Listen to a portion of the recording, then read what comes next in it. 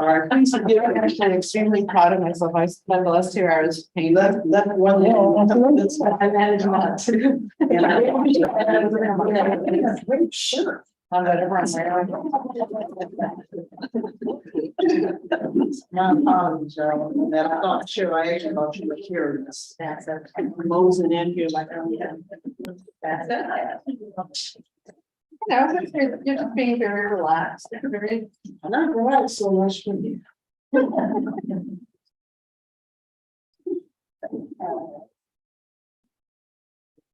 All right, so we are called our 1 o'clock strategic planning workshop to order. The clerk wanna call the roll. Member Andrew. Member Labarda. Here. Member Cornell. Here. Member Hart. Member Ferrero. Member Pinkerton. Here. Member Snyder. Here. Member Twombly. Here. Chair Sarah. Here. Thank you, madam. And so our movement seems to use our agenda. We just had one item on our strategic plan. Is there anything else? You can motion to approve our agenda before. I'll move approval. Meeting by member of ours and then Peterson in the session. Public input. Give it a signal. All in favor? Aye. Thank you, motion passes. So I am going to, see our Prismatic, our innovative partner consultants are here, and I guess I will turn it over to you. Is that the plan? Right. Martin's not going to be part, right? Yes, please. Okay. You know, like it's not that top too, or maybe I will. And I good for people on Zoom sound wise. I think you have to push I think you that. gotta push the middle button. Yeah. Hi, everyone. Thank you so much. So again, Nikki Martin Bynum, and here with Steve Higher Brown, and I had the opportunity that you are continuing to work with Prismatic for the listening project. But we are really excited. So if you are a member of the steering committee, just know that, wait, we're not gonna pat ourselves on the back just yet, because we know we have a little bit more work to do through this session today. But I think we are getting closer and closer. So everyone in here and having the packet, oh, and this is back Todd Rutledge, he was also a member of Steve Higher Brown, as well as long time experience in the world of the land as well as operating a small grassroots nonprofit in Cincinnati. So we bring her on from various perspectives. So let's go ahead and get started, right? I've seen folks starting to take their pens and write all over the paper. We know that the questions are going to emerge. And so really what we're going to ask is that this is going to be a little bit of conversation. We didn't want to wait for questions at the end. So as you have one, feel free to go ahead and simplify it and just let us know where you are. And we'll go ahead and take care of those.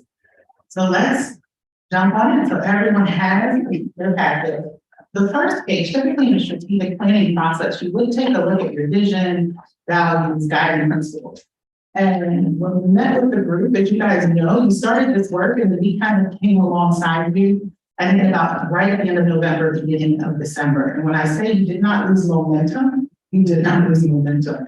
We had Marsha coming in, then had a new group of facilitation consultants, and the message was very clear, we need to push forward. And so that's what we did.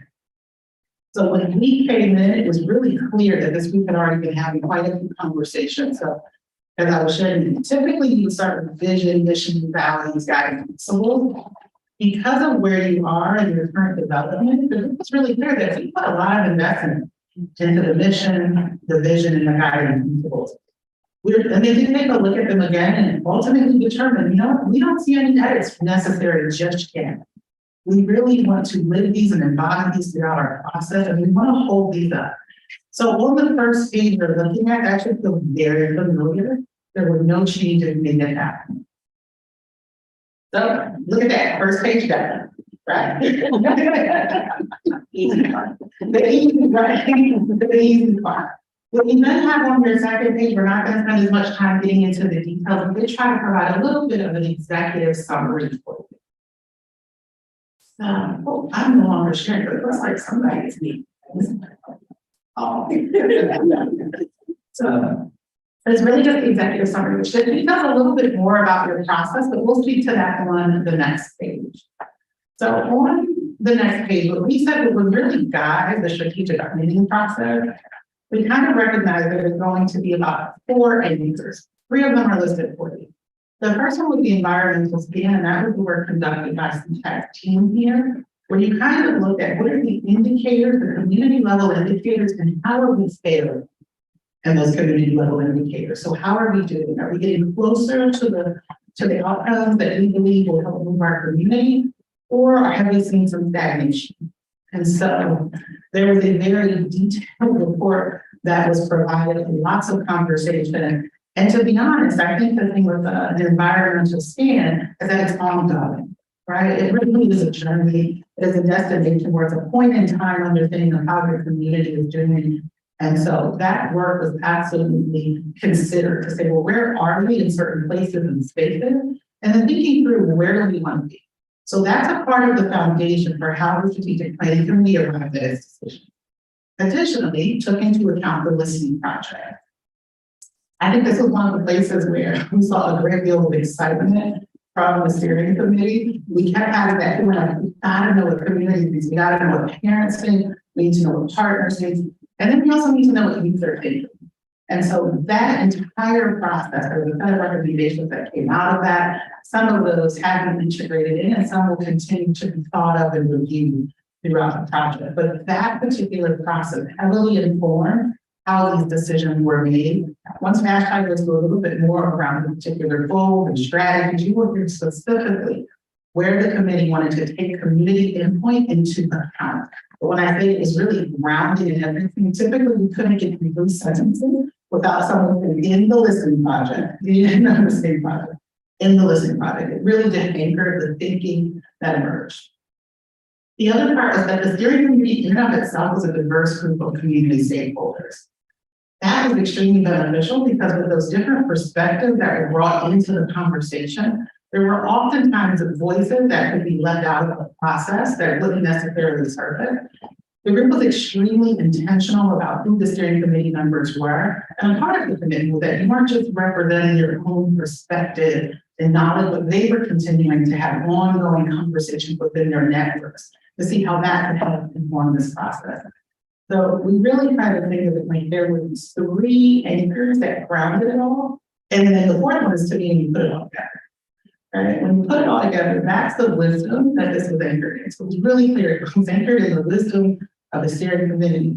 It was anchored in the wisdom of the community, and it was anchored in the wisdom that is extrapolated from the data. And that's how we ended up where we were. So this has been a year-long process for the steering committee, correct? It's about a year long. So this is why I look at the committee, right? Like I said, we came in. But recognizing that this has been about a year long, just about a year long endeavor. And so as the conversations began continuing to unfold, what we were listening to is like, what kind of framework is emerging from these conversations? And what we really saw as a heartbeat and golden thread throughout it all was this idea and notion around system change. And there was a real commitment to say, this isn't just about what can individuals do differently, it's also about how are the systems in of themselves willing to change in best service of community.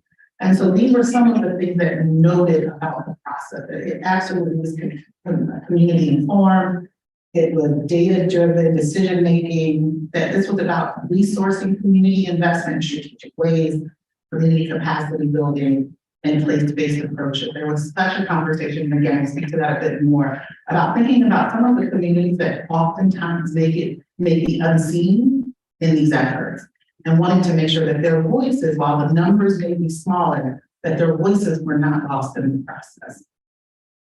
So that's what we have. That is our kind of stage setting for what occurred during this time. But I think I know what everybody wants to get into, like the meat and the potatoes, right? So this is a little bit of a parsing discussion, right? And I think folks are ready to kind of dive in just a bit deeper. So we're going to start going through the goals, which are probably gonna look a little different at the proposed recommendation. And we'll get into a little bit of that as we transition into the next page. And Vashti was so masterful at having to navigate us in these conversations. She's going to lead us through this discussion, because I think the first most obvious one is you currently have 4 goals, and the first thing you have on the page is 3. And some people might be wondering why, and others might have a really firm sense as to how that happened. So, Vashti, if you can walk us through the goals. Good afternoon, everyone. It is nice to see you all, some of you, again. And since last month, and some of you whose faces I haven't seen for a while, I am excited for us to be here at this particular space to talk about the goals that the steering committee has come up with that will really be the anchor and the focus and the vision for where the strategic plan can go over the next few years. So, as Nikki mentioned, the first change, right, is that we are shifting from 4 goals to 3.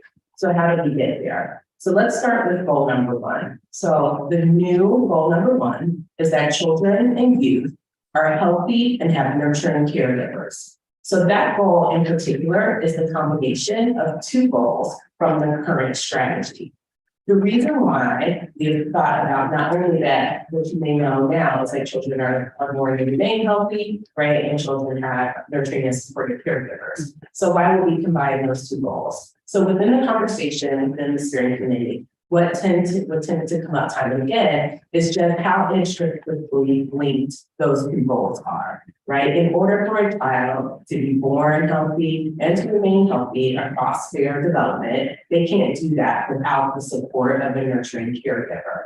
And so why then must we separate these 2 goals out? So instead, in the conversation, the steering committee decided, let's put those 2 goals together and really acknowledge how important it is that this is a multi-generational strategy, right? And we are looking at both the child and their development, but also the caregivers, and recognizing that development is not just linked to children, but that we as adults can continue to develop, right? And our skills and abilities. And so one of the other things you may notice is that we're very explicit within the goals around saying children and youth. And so the reason why we did that is because sometimes what you'll see is that there is a assumption, right? When you say babies are born healthy or children, that you are not talking about those young people who are on the older end of the spectrum. And what we want this goal and the other goals to show is that these are continuums that go from birth through childhood. And we can have maybe another conversation that will probably go over hours around when childhood ends, right? And when our brains are developed and able to really maximize that executive functioning. But at least 0 to 18, we want to show that the investment is for that full spectrum. And then from 18 plus, we're talking about adults and what do they need in order, right, to provide the type of environments that are going to help not only their children thrive, but also, right, the community as a whole. Because really what we're talking about is how can we have a positive impact that really shifts the trajectory for this entire community, Alachua County. I want to just pause there because I know this is new, and if anyone who has any questions about goal number 1, an opportunity to ask that now. Anyone have a question? There are more people that were on the steering committee. Yeah, Maggie, you have any questions?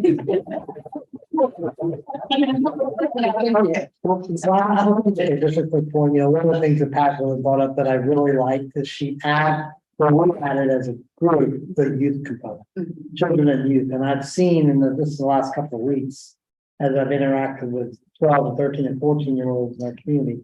They don't really call children, they want their youth, so that was every word I think matters, and that was an important one, so thank you.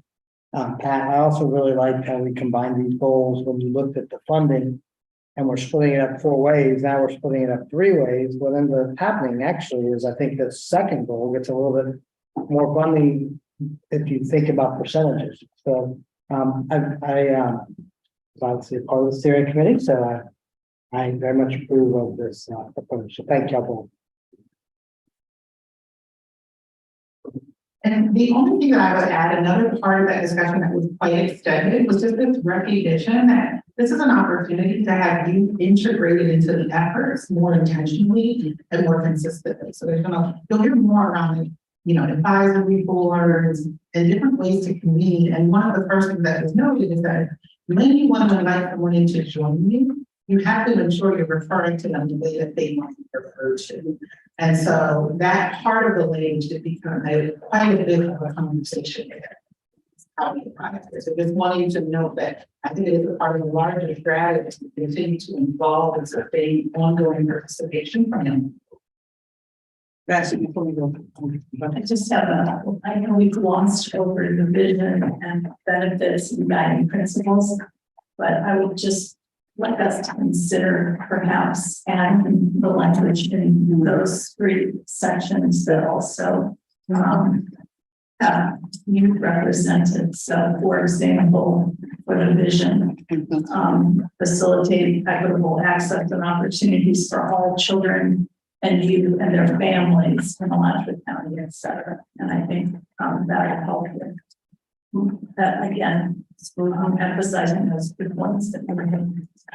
And I had a question and I couldn't remember where we landed. And so I just wanted to be sure that the consensus from the steering committee was for goal 1 to use the term caregivers rather than relationships. I know we had a lot of discussion about that, and I'm sure you all talked about this after the last steering committee meeting, but I wasn't sure where we landed on that. It must have been caregivers because I don't, Would you turn your mic on? I'm sorry. I said it must have been caregivers because, I don't remember that we made any change to that. I think the other goal had been caregivers and relationships in it. And I think when we were editing it, we had some discussion about whether we wanted to focus on the interactions or the individuals. And so just wanted to make sure I was bringing that conversation. I would support relationships being included in that, not just caregivers, because we all know that especially for the older youth, there are often non-parental, legal guardian types that are critical to that well-being and healthy. So I like that addition. Thank you. We will capture. Now, where did y'all put that in? Children and youth that are healthy and have nurturing caregivers and relationships. Because I think we talked about the mentoring programs and how they could cut across and youth to youth supports. Yeah. Thank you for letting that happen. I was just gonna say, I think that was a part of the It's so long. Yeah. And then I also wanted to add, Pat, what we thought was once we had an approved strategic plan and our communications manager did come board, we could go back and add in the verbiage of Yeah, just couldn't help myself. Anyone else before we go forward? Yeah, Madam Chair, okay. I could be. Evident turn. That's there, you have to hold on. Okay.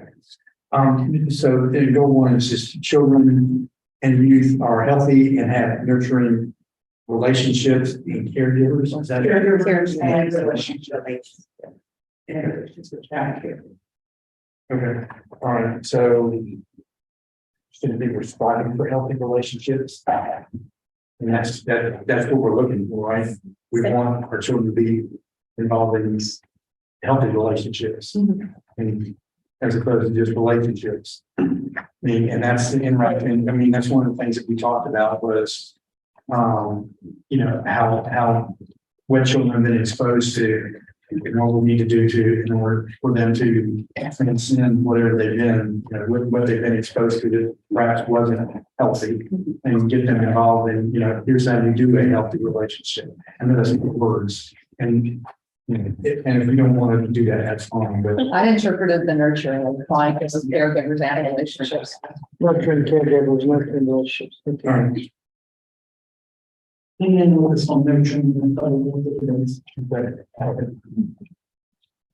Okay, so while we are here at goal 1, in order to just kind of make the process a little more linear. And then instead of moving on to the next one, I'm just going to talk a little bit about the financial resource commitment there. And just so everyone can kind of see that the combination, it was not going to take the same amount of funding that was in goal 1 and then combine it, and that's where it's instead, what you'll see is that the new market goal will have an allocation of approximately 50% of the programmatic funding in order to get. So these numbers are approximate, right? Because you also have it as well. So, but that would be approximately $3.8 million that would then be able to go to programs and services like, and I say like, because right, all of these things will be dependent on the RFPs that are released and the programs that are selected, but things that focus on maternal health programs, access to comprehensive care, which was a very important part of our conversations around how can the trust and where can the trust have an impact on helping families and community get access to the services they need in order to be healthy, and that is a barrier that the trust felt like would make it have an impact. Care coordination and navigation services, obviously, in many ways connected to that access to comprehensive care. So really thinking about, right, once families get connected to a system, do they feel competent and ready to be able to navigate, which oftentimes can be fairly complicated systems, family resources center, and system of care building with partners and families.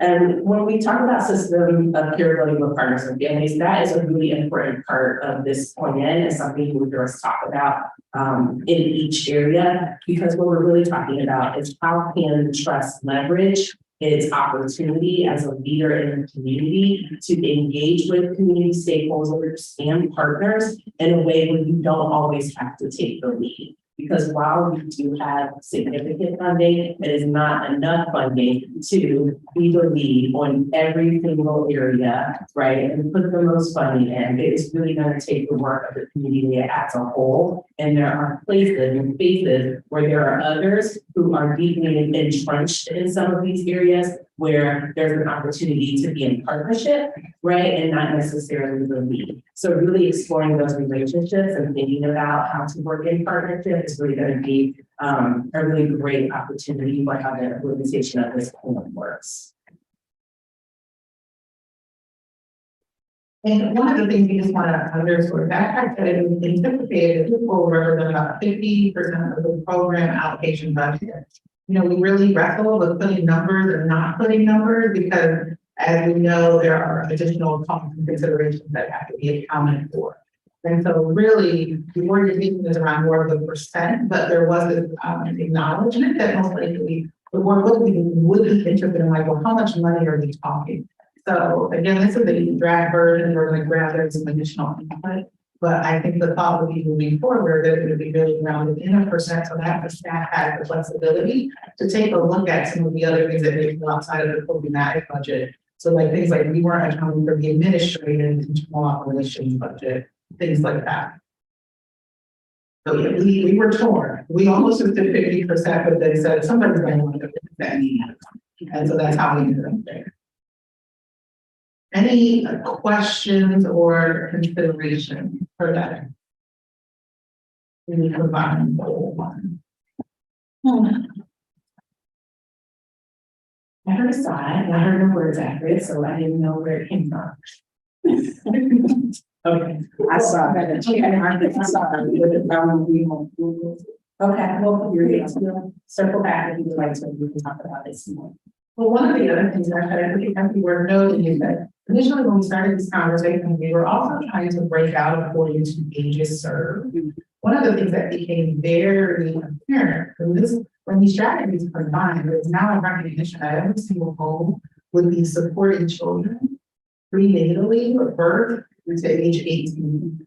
And so, you know, initially we had carve out statements that showed, oh, well, this would be for this age, this would be for this age. But given the new approach that the board or the strategic planning we mentioned in taking, we no longer had to have the carve out because they were all identical for the overarching goal. So just wanted to mention how we moved from removing the issues. I did have a question, I'm sorry. This access to comprehensive care, it's like a home services there. Tell me a little bit about that. Help me with that. Is that, we're talking about like comprehensive medical care, we're talking counseling, we're talking, all of the above? Yeah, it really was all of it. There was everything in there, so I'll start and then I'll ask the committee as well as ask how to jump in. If I had it pointed out in the previous versions, there was about 3 to 4 specific areas that were highlighted. There's everything in there from dental care, there was, as you were saying, medical care, there were things in there that related to mental health support. And then what was the, for some reason, was it 3 or 4? I have to check my notes, but I think that might have been there. Respite. Especially, yeah, especially needs and resident care support for families to children with special needs. And it really was an ongoing discussion around the challenges for families around getting that access and really trying to understand. So I think as a community, when you start to like dig into the implementation of how we reach this, there's going to be a lot of opportunities to think about it, not only from like the different types of supports that family need, but how they can actually reach them. So right, and there will be a difference between what the need is for families in Gainesville versus what some of the families in rural communities need because of right the density of supports and services that are actually proximate to them. What are the transportation barriers that cause challenges for families and work to access services? So it's going to be kind of a multifaceted kind of digging through and understanding what each area of the community needs in order to have just that access. And we know that in many ways, oftentimes that's the first hurdle for families is that they're struggling with getting to the supports before we can even talk about like the implementation and how great a program is. Yes, it's unfortunately, I wasn't able to be at the last strategic meeting, which you'll find very happy about, but, you can eat up that whole 38, that $3.8 million just in access to complex care. Did y'all go into kind of, dividing it up a little bit more specifically? Okay, so we're still going to have to look at the different bullet points and kind of spread the money out. Yes. Okay. One of the things that we'll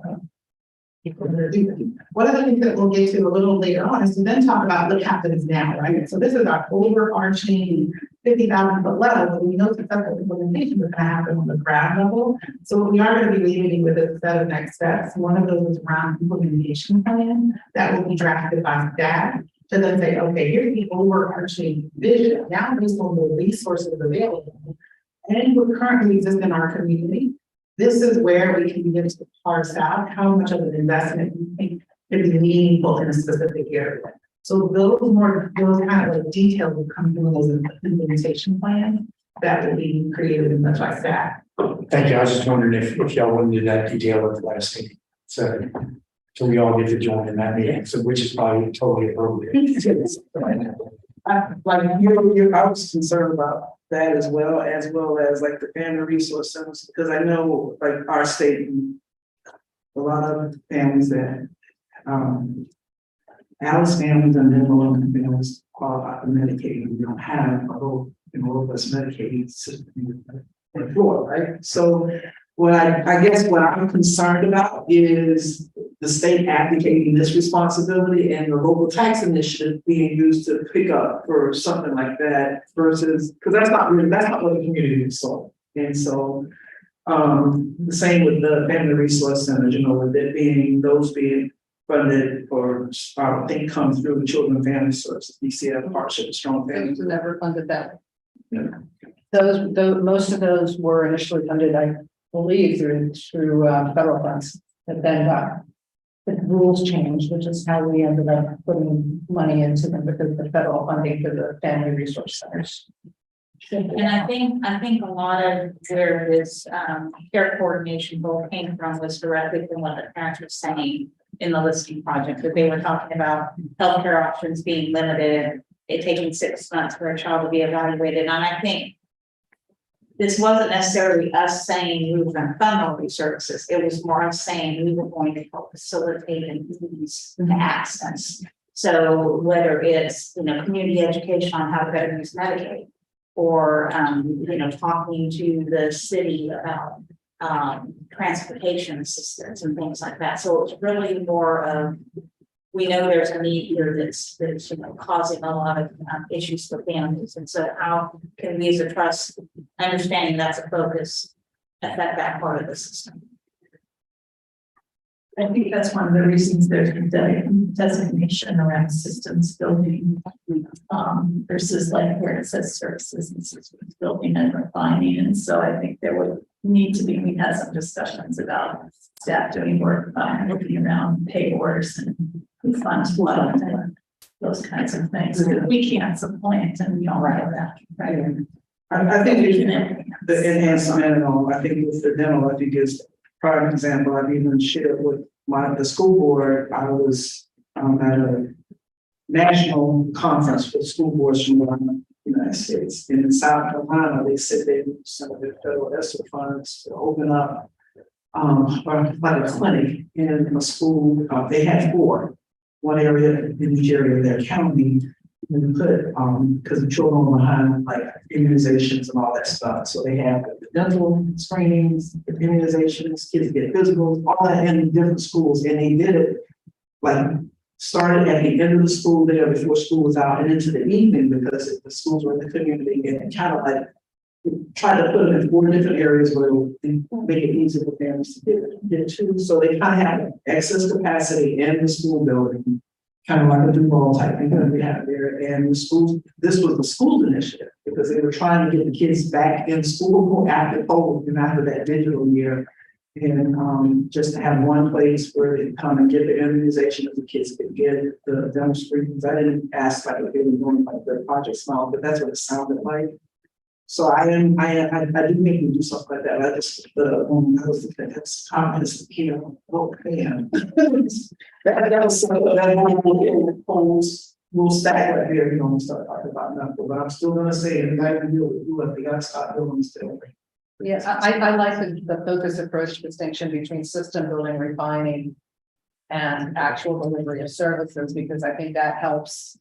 Because you're right. So I think in some places, and I also think that they're not mutually exclusive. When I think about access to comprehensive family resource center navigation, well, a lot of what the family resource centers do, in fact, is navigation. And so I think there's just enough. These are things that we think are strategic, not necessarily what we're gonna fund. And then so it may be that program/service header is a little confusing in that regard. It may be just area of focus, and then how you're gonna do it is either funding services or helping refine the strategy. But that column of focus and approach helped me kind of say, oh, okay, we're not gonna put all our money into recreating a health system. I believe we tried that in the county once before. Not gonna work. So I think this whole notion of trying to figure out who's funding what and how to leverage all of that is really critical in this whole area. And it's interesting because at one point, we actually had the definition in there and then we removed them because in strategic planning, you often have the version that's meant to be extremely high level, public facing document. And then you have your internal facing document that's for staff that like drills down on some of the specific engineering. So in my version, I need to see where that's defined, the system building refinement is participating in efforts to align coordinate strategy. So every time you see those words, it's really around that effort, as opposed to when we said, service.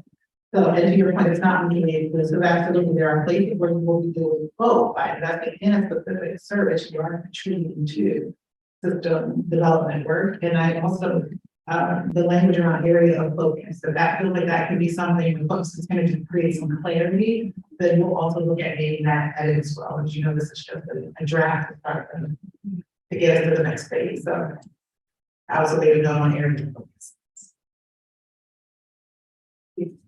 Thank you for that feedback and conversation. I'm going to move us towards goal number 2, which is that children and youth learn what they need to be successful. So this goal is an existing goal of the trust. It is robust and full of some pretty weighty programming for you all. And for financial resource commitment will be allocated to around 35% of the budget, which based on last year's program budget would be around $2.7 million. This goal in particular, I think we recognize that that the whole budget did go here, right? That honestly, there is so much, there's so much being done within the community to try and have an impact in this area. And this is also a really important space and place for the trust. And so we really spent our time talking about what are the things there where we know the trust can have a significant impact, which was kind of just the overarching question for many of our conversations is we know there's work out there that's important, we know there's work out there that makes an impact, but we have to think very intensely about where can the trust have the greatest impact. And so in thinking about that, the things that were lifted up was the quality of BPK on through kindergarten and thinking about ensuring that people understand what is available to them, right? Childcare spots. So the relationship that the trust has with the Early Learning Coalition, and so really ensuring that children are able to receive high quality childcare. And then one of the things that you're going to see in two places is mentoring and character building programs and out of school time activities. And so these particular services are things that we recognize could have multiple impacts. And so they're currently listed in both because what we're thinking about is the implementation. And so when you're thinking about, okay, we're focusing on what children can learn and what they need to be successful, there may be some very specific program and service that we can focus on that are some character building programs, are from school time activities that are going to focus on more of a educational focus or maybe focus on some of the social and emotional touch points that will focus on what children need to be successful. There's also kind of this idea around community advisory board. So this is one of the places where we talk about, right, that the trust has an opportunity to be a partner, but it's not meant to supplant, right, or to try to take on the responsibility of another system. And so how can we partner with the school district and other partners to create solutions to support math and literacy proficiency? And we know that the trust is taking a strong role in particular with literacy proficiency for that elementary school age children. But one of the things we also talked about during the steering committee meetings is that is math and literacy. So we wanted to make sure that we highlighted that in that focus area section so that there was an understanding that we were thinking about this in both ways. And so I'm going to pause there for a moment to see if anyone has questions about that you can learn what they need to be successful. I'm going to do a little bit more talking about the mentoring, character building, the out of school time activities in the next goal. So that makes sense when you hear them both. We have a couple of comments for consideration. I know that childcare slash just doesn't feel right to me because I think it's a center of a bigger issue. And so I wonder if something more aligned with equitable participation in quality early care and education might be a better substitute. What was that? Equitable participation in quality early care and education. For two reasons, we're trying to avoid the use of the word childcare in the childcare world because we want people to understand that childcare is about more than caring, it's about early care and education.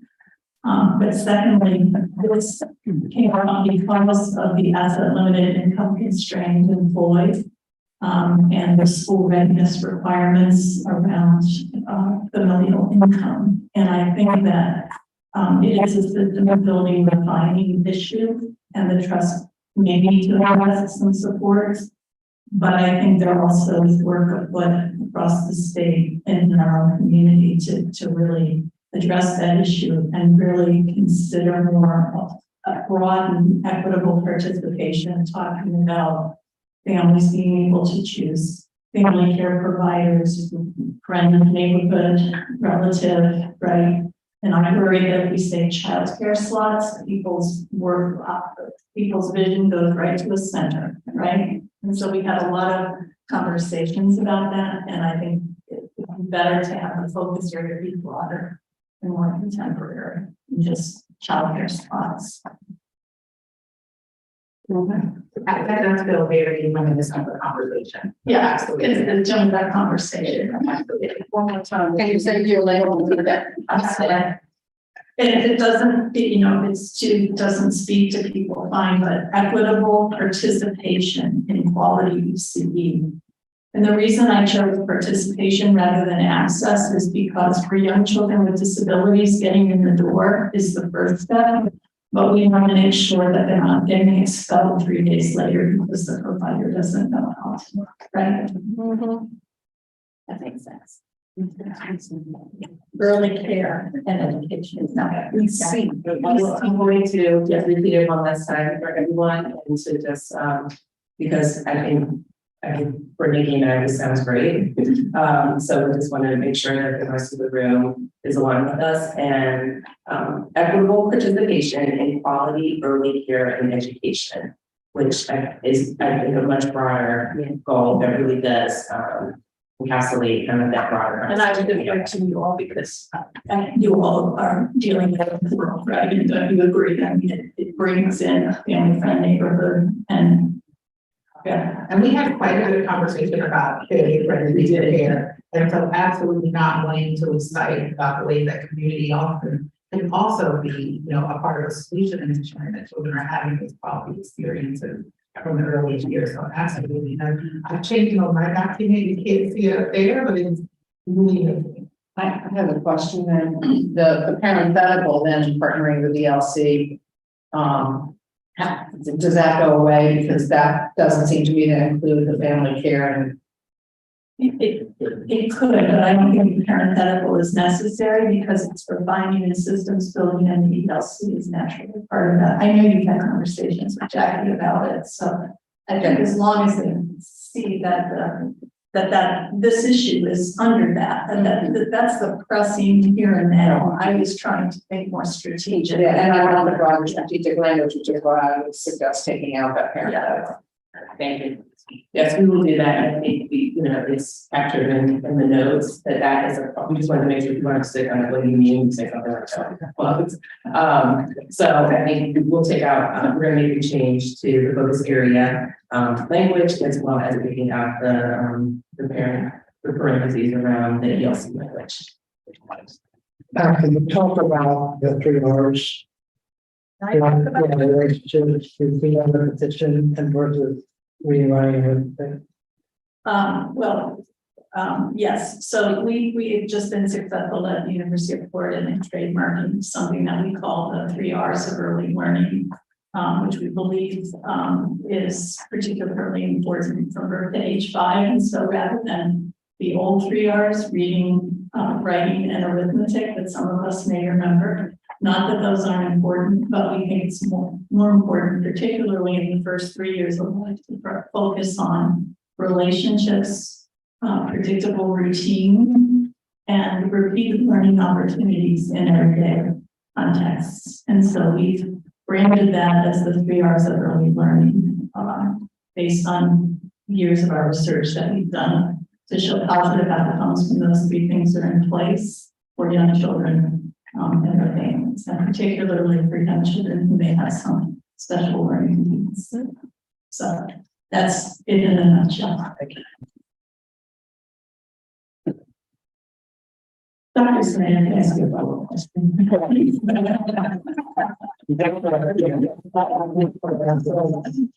I was just, so thank you for sharing that, and I'm just interested in thinking about, as we've kind of aligned this goal, just how you all are rolling out this how you're rolling this out to the larger community. So I'm just thinking about, as the trust is getting ready to implement this new strategic plan, how we can ensure that there's alignment between kind of these 2 large, community entities and how they're approaching child development.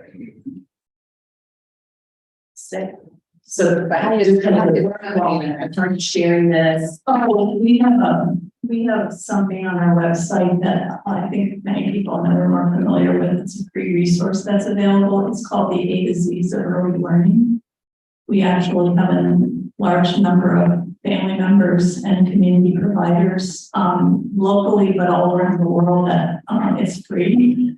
It has resources. It's A to Z because Anita Zucker is our philanthropist for the center. And one day in the shower, I thought about, wouldn't it be cool to have like a letter of the alphabet, A to Z, and then have some information about some aspect of child development and learning. So we have, for example, A is for access, and it talks about for families how they can locate information about accessing play care and education.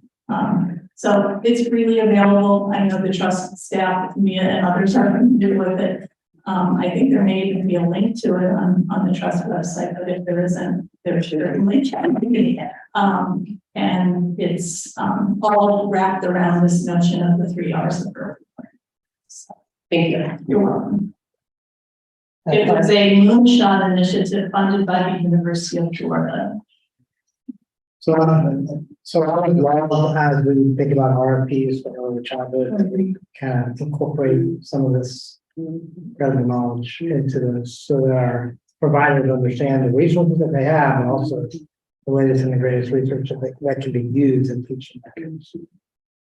Thank you. That's definitely what I was wondering what that opportunity is actually a really good example for when later in the conversation, when we're talking about implementation of the plan. But when you're thinking about who do I go to, right? You don't have to recreate the wheel in a lot of these instances. Not just because you're trying to do the same thing that you've always done, but more that when you're thinking about what's the latest and greatest, you have some good access to some pretty spectacular resources here in the community. And so ensuring that there's alignment between a major strategy that's supported by the university and how the trust is approaching their implementation of goal number 2 is just like a perfect example of how we move forward. So thank you for sharing that and for the concrete question.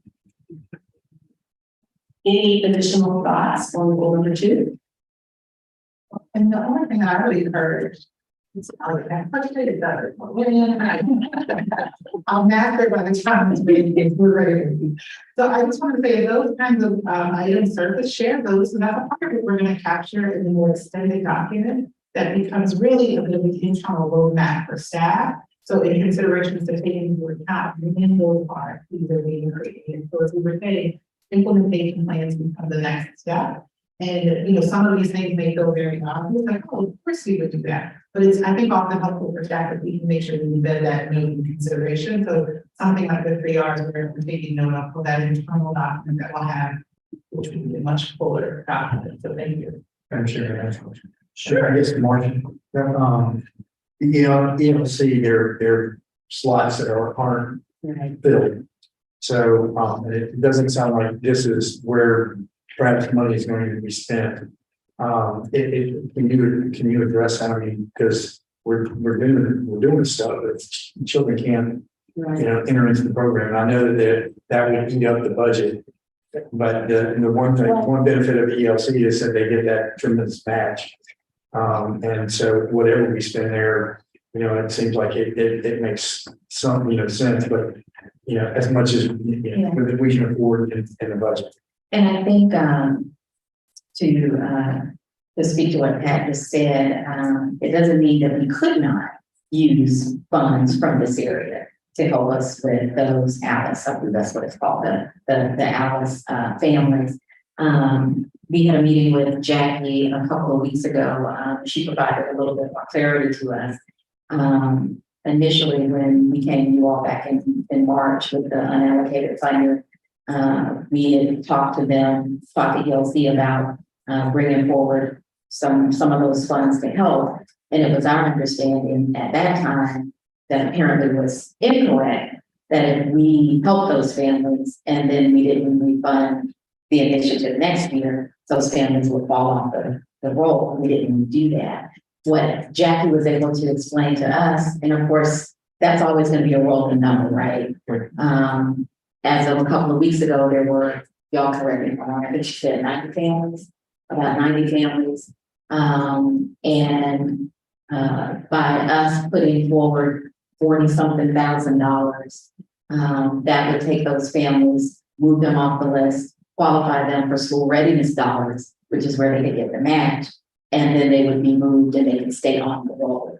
So what we said was we wanted to get back with Jackie and us, have a further conversation, because we believe there's something we can do now for those families. So it would not be a lot of money to help them, but we do need to understand that that's always going to be a rolling number, right? A number of big. Well, in the first two bullets, it doesn't say anything about services, so you. And Kristen whispered in my ear, she's like, should we add services to that? And we think we should, Yeah, because we do think that we are. I think so too. Yeah, we want to be able to help there. When we can, and if it's, $40-something thousand is not, we could do that. Right. So I think, while I agree, especially with goal one, that age is not so much a determiner, I think in this particular goal, I do think as we talk implementation, that being sensitive to equity around age groups, because the needs are different, the types of programming is going to be different. So I just want to make sure that, because there's a lot of focus here on that early childhood, and then it's not all just about mentoring for the older kids. I do think that in that goal, we should have some very specific conversation around age. Maggie, if I may, I also want to remind you that we also have out-of-school time and mentoring in both goals. Right. So we thought, for instance, let's say the dollar amount was smaller for some of our out-of-school time folks in goal 2.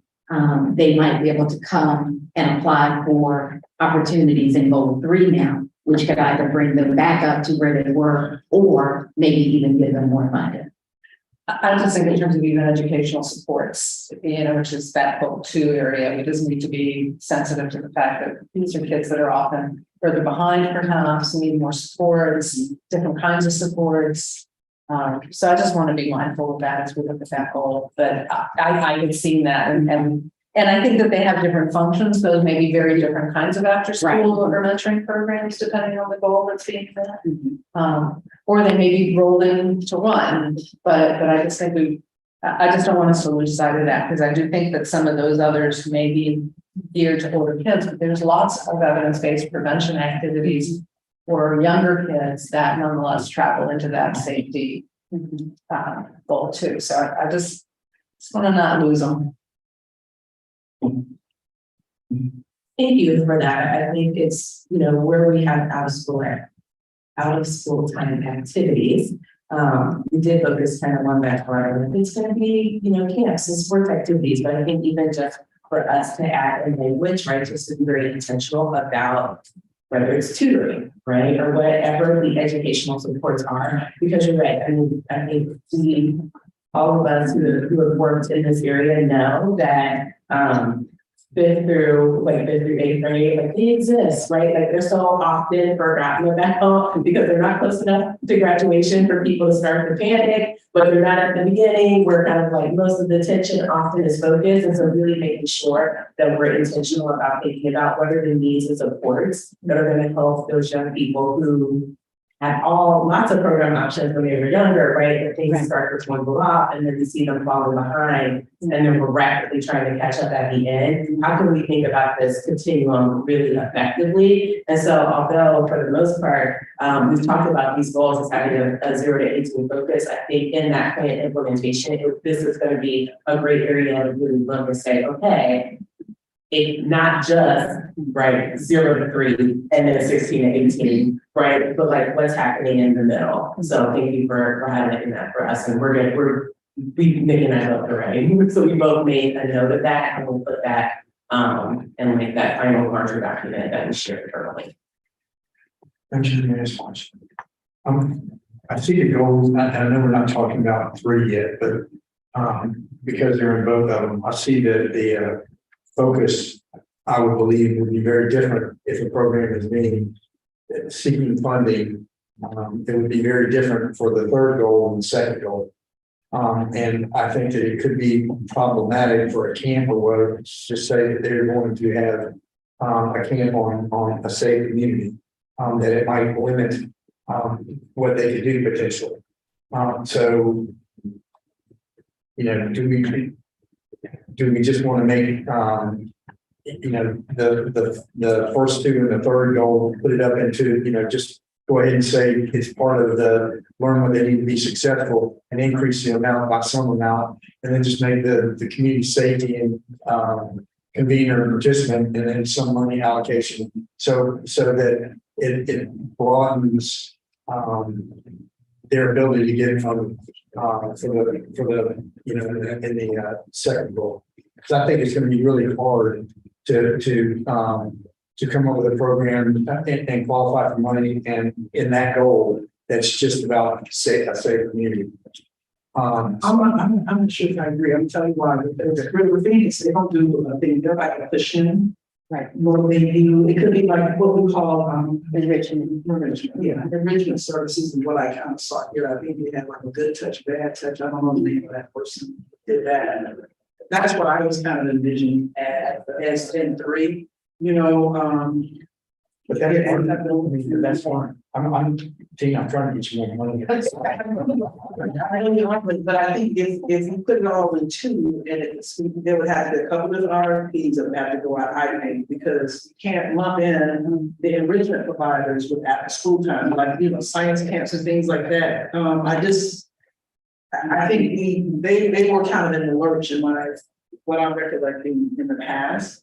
Well, if Marshall's agreeing and y'all are gonna be the one to carry it out, you know, that's fine, but to me, it just seems like it might be difficult to, you know, it might be difficult to implement, so if you see, you know, a very different We thing. did, and Christy was gonna unmute herself and speak. I was just gonna mention. And I'll play it out. Yeah, am I on? No, I think hers is broken. Okay. I was just gonna mention that the mentoring and character building was also initially because we wanted to look at truancy and delinquency, which is why it has been even go for. And so we were looking in that area for the mentoring our leaders time for us here shortly. Yeah. So, but then we have the enrichment providers there. They are probably more character building. Those I would describe those as more character building. So we could, revise that slightly to make sure that both have the opportunity to receive those dollars. But that originally, when we brought forward mentoring and character building, it was to really focus on mentoring opportunities and to look at target populations that were, and challenges in the Yeah, I would see these as there are children that are at specific risk. And for safety concerns, there might be an important piece to having enrichment programs or even specific programs. So think about, for example, AMR Kids that does a lot of work with kids that are already into the criminal justice, the juvenile justice system. And so there may be that we want to have some set aside for some highly at-risk youth kinds of programs, but make that distinction and then have a more, to Lee's point, because I think a lot of the character building is preventative, right? To give the kids the skills. So that could be kind of a base requirement in my mind of one of the social emotional development skills that we want. In part to make sure that all of our after school helps with that. But then we have some targeted services and programs that we would help fund for kids that are already down that path. Well, one of the things we talk about all the time is that there may not be an existing program yet. Right. But we know there's a niche that this is needed. And so having the funding specific that's in that safety category and really open it up to say, what do we, in a perfect world, what do we need to attack this segment that, kids that are going through being bullied or going through some issues. And so I think it's important that we kind of separate it out that it's existing in both areas, but that, it may be a different group that's gonna see that kind of money. I was just gonna add, I think about what's going on with the Writer's House. And that there, you know, there is a decidedly different young person that's going through that program, right? Not all, but a subset that this area would be a great focus for. Additionally, I know that the city is having some conversations around how they can help to affect our the gun violence that's been going on. And so I think there may be some opportunities for us to work in collaboration with them on helping with that. So I would feel that strongly that we would want to keep this in this area. That's fine. And we will move on next year's one line. Nancy, go ahead. Hi, can you hear me? Can you hear us? I can sort of hear you, most of it. But the owl doesn't show me who's speaking. And so I'm guessing, basing on being able to recognize people's voices. So I do have one comment to make that kind of rolls into goal 1 and goal 3 at the same time.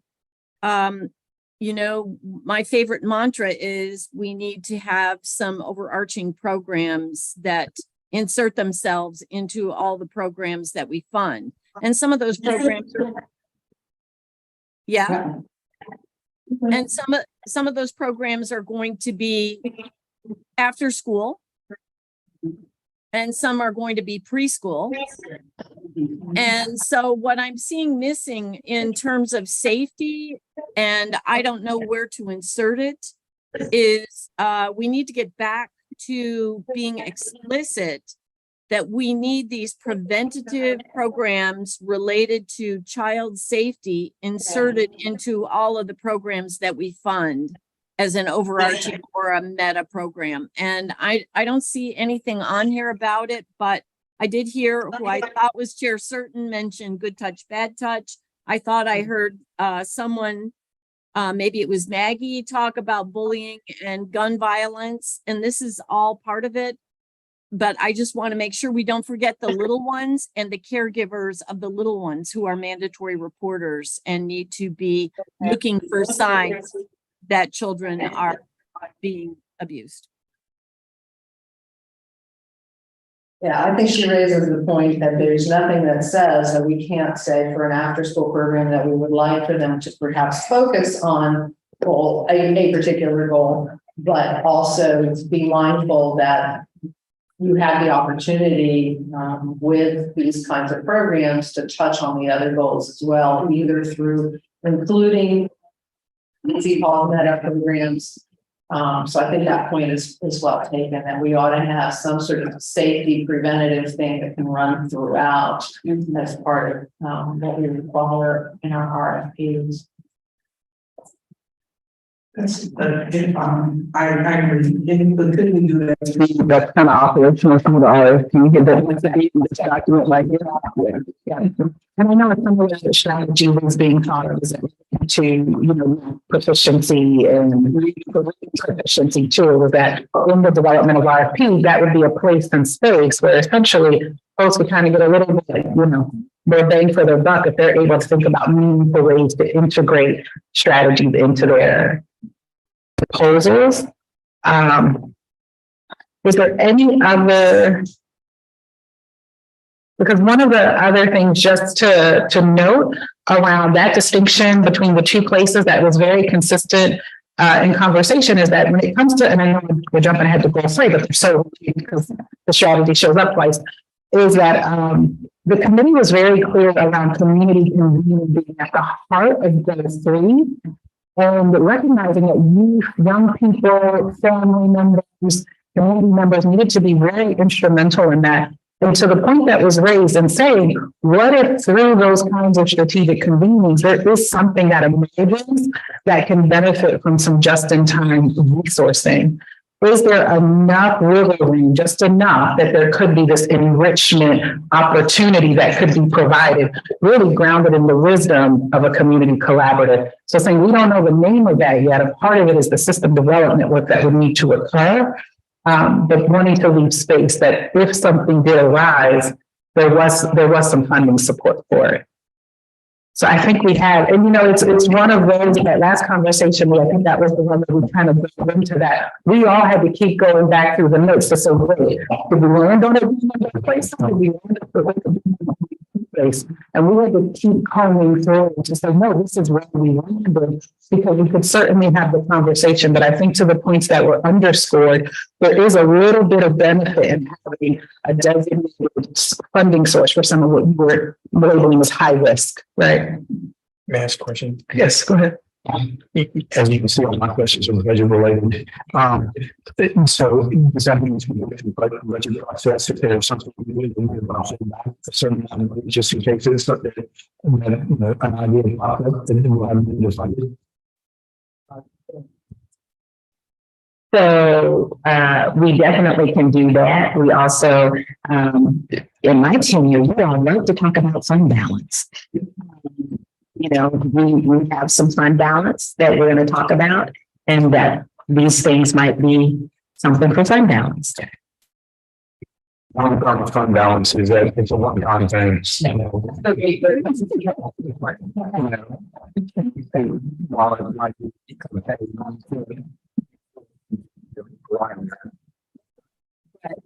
it's it's an initiative that, in theory, we would like to see. I'm gonna choose fund balance. It's probably not the right analogy, but there's something that arises, and we know that if we can help with it, 1 year, maybe 2, by the 3rd year, it's mitigated or it's lessened.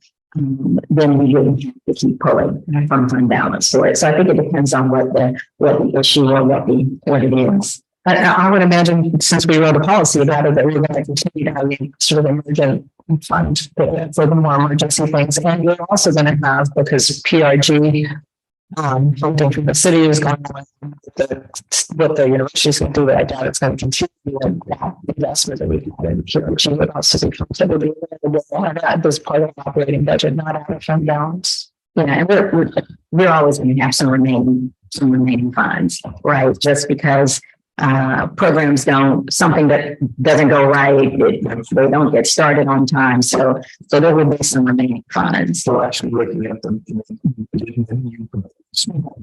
access and fund money in the general fund that should be coming in, and that you're out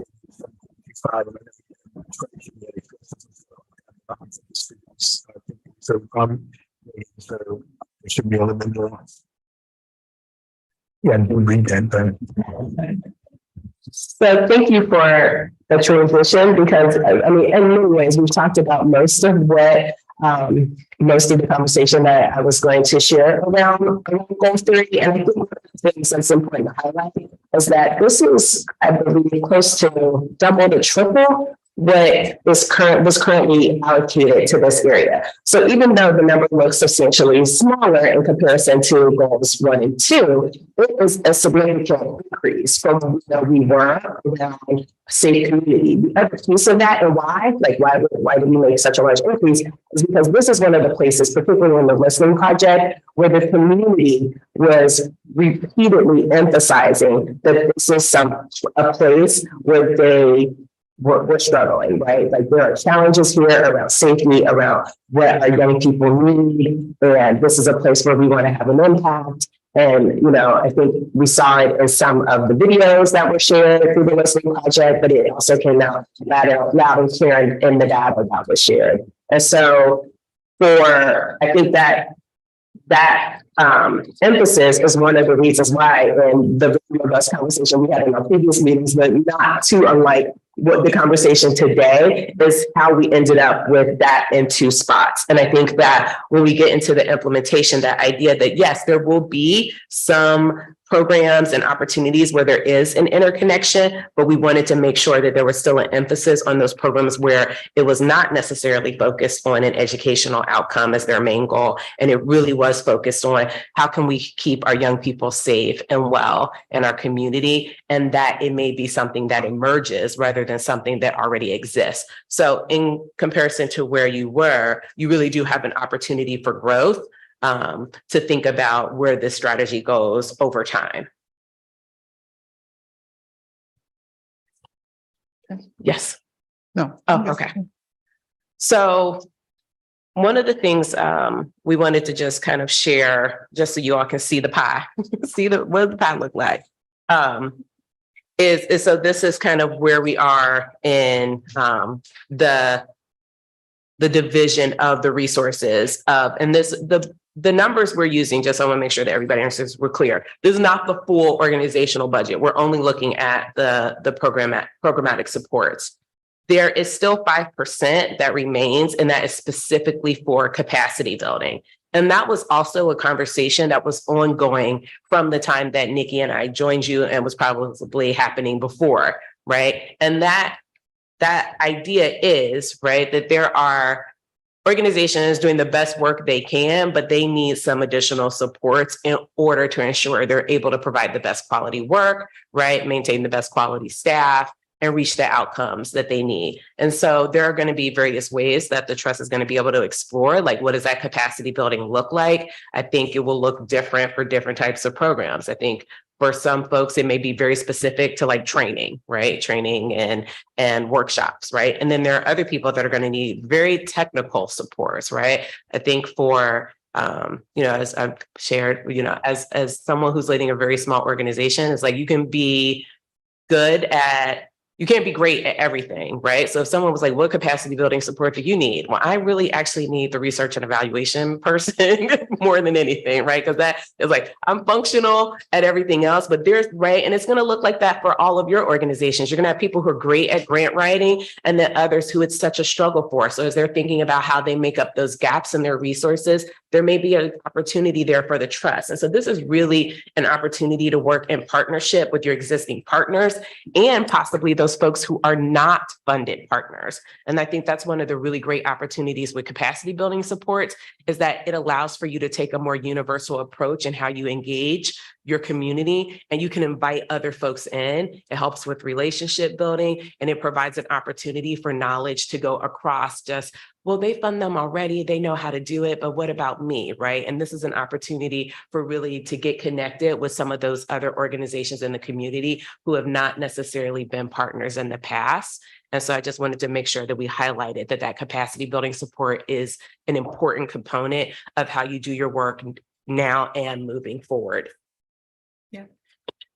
And the only addition I have is that there are other, councils and trusts, and a part of how that capacity building investment supports that is sometimes there are the institutions and organizations who they have the quantifiable piece that cannot be taught, which is strong community partnership and relationship. They can engage extremely well, but to Vashti's point, sometimes it's the operation side, right? If you're a grassroots organization, being able to participate in those universal supports sometimes puts them in a better state of readiness to be able to get your direct funding.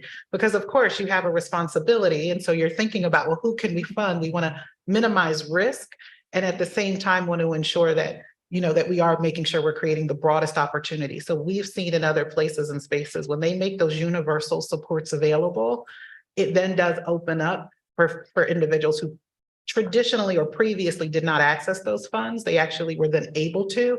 And now we've even seen in one community in particular where that continued development is happening, and now they're able to go on and get state and federal funds, which, actually have a greater degree of stability than like traditional philanthropic dollars, which can easily switch quite quickly. And so those universal dollars you put into community capacity building really does help create the pipeline for quality service delivery. So that is your other 5%, your piece of the pie. So with that full kind of scope of where the programming dollars are going to go and what the goals look like, we want to talk just brief overview of when can all of this happen? And so we know that you all have already implemented a process to provide some funding for some existing partners where you have, I might not use the word, but like extended their contracts, right? And that those dollars will be available from October of 2023. So the beginning of this fiscal year through March of 2024. So that is the first 6 months of the new fiscal year. However, that does not mean that this strategic plan does not kick into gear, right, when approved. That timeline during the bridge funding is where the heavy lifting is going to happen from the staff and the leadership team. And so, as much as we wish that we could just be like, okay, new FRP is ready to go, we know that it takes an awful lot of work and time to get those ready. And while you have, experience releasing them before, you have made some shifts. So like one of the big ones is going to be, how many RFPs do we need to release, particularly around goal 1, right? Do we need to split it separately? How do we want to talk about, how do we want to release this in a way that providers are able to understand what the intent is and to assure that we are casting the widest net in order to get the right folks to see themselves in this RFP. And it's going to take time to ensure that this is done correctly. And so from the beginning of the fiscal year, we're just kind of outlining that the staff will have until January to put those together, at least, and not all of them, right? They can't all be released at one time because it is not possible to then review and prepare and do that all at once. So we want to make sure that there is adequate capacity and the ability of the staff to get those first initiatives out the door, but with an anticipation that there will be new RFPs coming out at the beginning of the year. And the staff will be able to, as they kind of put together their work plan, they will be able to give you an opportunity to say, okay, this is what we actually need in time and scope. So these are estimates, but we want to acknowledge that as a small trust, that the capacity of the staff to do this work, knowing that they still have everyday work now, that they really have to take the lead here on acknowledging, like, what is the time commitment that we need? What can we get out the door and when can we do it? So this is just a broader scope of where we hope you all can get started. And then after that, you're going to start the process of your funding in these new goal areas. I think for us, as we're thinking about this, is that it's going to be an iterative process, right? Because you're doing something new. And so the process for the out of school time activities, right? Like you're going to be thinking a little bit differently about how do we release this? Do we want to focus specifically on one set here? Do we want to acknowledge the overlap, right? And that there can kind of be like these meta programs and ensure that they understand that they can apply here. And that idea around like, how do we get more money, right, to this other area, is that ensuring that when folks read the RFP that they're saying, okay, we do, right, 1, 2, 3. And even though we don't do 4, like we do 3 out of 4, I think we fit, right? So you want people to understand, you don't want them to creep on their mission, but you want them to understand that they fit within the scope of your work. And so really taking the time to put those together. I know that you all have, worked to implement a process for your implementation work. And so ensuring that you're using your best practices, right, while also aligning yourself with your new strategy, will put you in the best position for a successful implementation. But even with that said, right, the best laid plans, there's an understanding that you're going to have to refine, review, and revise, because if this is meant to be a living document. And so when you see something that doesn't work quite like you had anticipated, you don't have to stay married to it because you're in the strategic plan. You get to take ownership of it and say, we're going to pivot and make the changes that we need to in order to ensure that we're best serving the community. And so with having said that, that is the overview of the plan as it stands today, with some really incredible feedback and notes from you all. Nikki and I have a few more things that we want to walk through with you that are kind of addendums to the plans as we think about what the next steps are and what the opportunities are as you're thinking about what the implementation of the plan looks like. Before we move into that section, though, I want to make sure that we have answered any questions or there's any additional feedback around things that we can adjust or revise here, because you all have been really helpful today. Thank you, Vashti. Before we go forward, I'm going to get some public comment because we've been going for about an hour and just over an hour. And if there's anyone who would like to speak to the trust on this, if you would please come up. I think the red light is already on. Come on up, Candace. That's fine. And if you will speak into the mic clearly, sir, I don't know your name. Thank you Mike, for outfitting us with microphones. I've been told that our voice is muffled online, that volume is good, but we sound muffled. Okay. Sounds good. All right, go ahead. I do Candace. okay with this. Can you guys hear me? Uh, Yeah, okay. Is that one on? So, there, It's on. wow. So a couple things, and this was a really great discussion, and thank you so much for the work you've done. I did want to say real quickly to Maggie, thank you for suggesting that I serve on this committee. Really, I mean, it was very helpful. So I do have, well, I enjoyed it, and I think it was You failed. helpful. So I have a couple of things, and of course they're scattered through the discussion because of how this works. One of them, I wanted to go back to Pat's comment about going ahead and putting in youth, however known. You all said vision, which is great, but I want to make a suggestion to you just based off of, and I guess I should say this to all of you, based off of some information we got from the listening tour consultants. And one of the things they said was that the guiding principles were difficult as public facing documents, to which I would agree. The nice thing about them is they're quite comprehensive. The bad thing about them is that there's 10 of them and they're quite wordy. So what I was going to suggest is, clearly there's a couple of things that we've talked about that would have to go in them, but also that might be a really wonderful starting point for your community board or community advisory committee, is to help with that kind of messaging. You have this on the homepage of the CTEC website.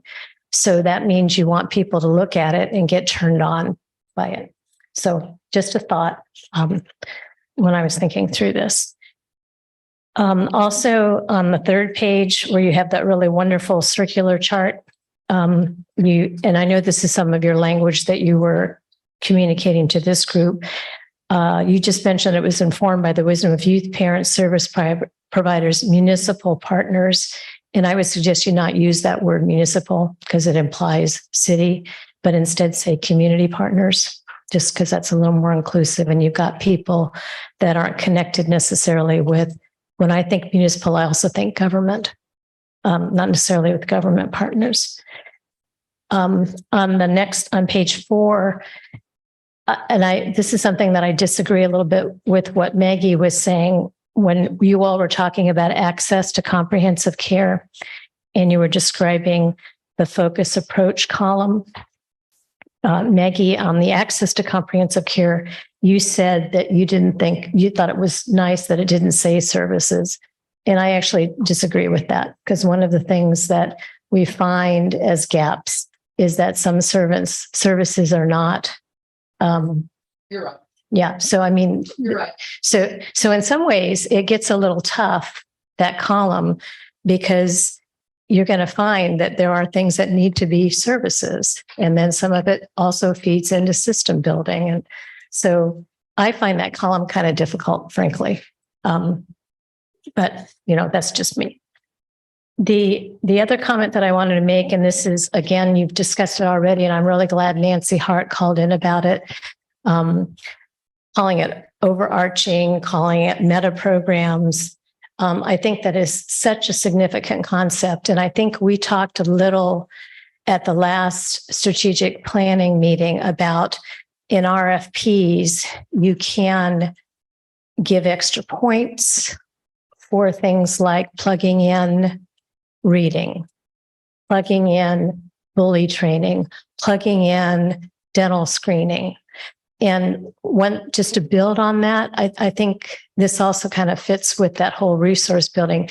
You might even be able to, for example, develop a list of who might fall into those categories so that somebody who's writing an RFP would say, this is who I'm going to say it is. That might change, because sometimes that does, but at least they have some ideas about partners that you either have worked with or have come to the meetings, for example, that might be mental health plugins. So anyway, I think that's an extraordinarily important concept, especially since there is overlap.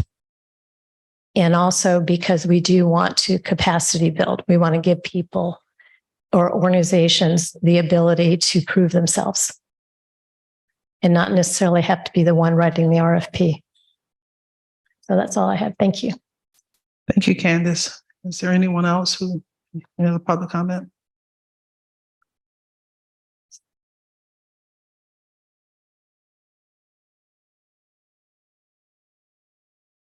Good afternoon. My name is Margot DeCana. I'm the Executive Director at the Food for Kids Backpack Program. I appreciate all the time and planning and hard work and listening that has gone into this plan. And I want to make sure that as part of your conversations about healthy children and what it means to have access and care, comprehensive care, that we're including our basic needs like food when we talk about health. Yes.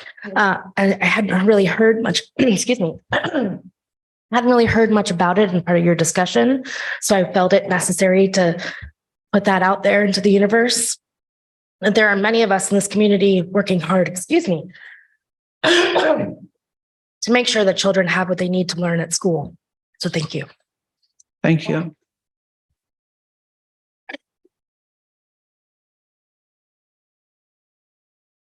And if you need a bottle of water, I think there's some in the cooler over here. Okay. Good afternoon. Addison Staples, Executive Director of Aces in Motion. I was trying to listen in online and then decided to come in, but from the little bit that I was able to capture, I also echo, well, I guess my comment and question pertain to how a program that hits a lot of different buckets, how do we look at where we fit in on these three strategies?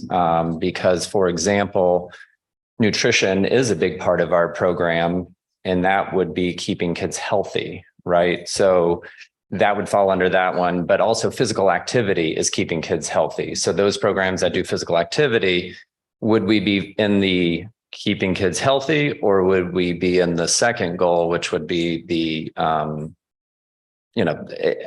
it's hard, but also we are on the preventative side of children that have risk factors. So then that would be a safety thing. How do we, and then where does the mental health pull in? So do we all lump all of that under one goal when one RFP comes out, or will there be multiple RFPs that come out for all of these? I look at the strategies and they're good. I just, if there can be some clarification on programs that hit a lot of different things, how do the RFPs typically match up with the goals and the funding? And those organizations that hit across multiple sectors, how would you guide those organizations in applying for funding? So that's where my questions. Here's Marcia. lie. Thank you. It takes 3 times apparently. There we go. Hold your finger on there. Thank you, Addison, for the question. I think that you, the provider, will have to determine where the bulk of your services are centered. It could be that you would apply for 2 different RFPs because there will be RFPs for by goals. And depending upon what is provided, listed in that particular RFP is what you will be proposing. Here's how we cover that. One, because it's such a large area, may be the area that does speak to primarily to what your what you do. But then there are other components of your program as well. I know you all have do things with the mentoring through tennis. So that's where you may come back and apply for the Goal 3 funding, because you're going to talk specifically about that piece of your program. We are looking at this as an opportunity for programs like yours to potentially have different streams of income. It's trying. Is that legal? Yeah. We had it on. I wanted it off. Stop. You would be able Don't touch it. you would be able to apply for potentially, something in all 3 categories, depending upon how you propose it and what we list as what we're looking for. I think you have to kind of throw out the old way of thinking and really be very, very focused on what you see as provided in the RFP that we put out, understanding that, of course, we will have those discussions with the board before those RFPs go out. So you will have an opportunity to hear what we're thinking, certainly be able to participate. We are going to try to do what we did with our mentoring RFP, which is get input and insight from those of you who are doing the work before we put these RFPs out, so that we are all working, together as we move forward. So those are our thoughts right now as to how it's going to work. Madam Chair. Yes. So my thought was also that, as I would see this, is we would establish as part of implementation where the greatest opportunity for impact in the community is, and which of these goal areas and which of these strategies initially, and issue an RFP that prioritizes that. And if a response from someone like Addison, whose program does multiple things, covers that well, meaning for me anyway, evidence-based practices in place that have documented efficacy. And then you also say, oh, and by the way, our program is also doing these things in these other goal areas. I would see that as a plus, right? Extra points for covering other things. But if what we've said is this particular goal area and this particular focus area within that goal are priorities for us to impact, then that's what the primary focus of that RFP response would need to be. And it would have to be a compelling case for you to be that provider, but everything else you do isn't discarded. And then, as Marcia said, there may be other RFPs that come out down the road that you also do as a focus area that you could also apply for. That's how I would see where we're headed.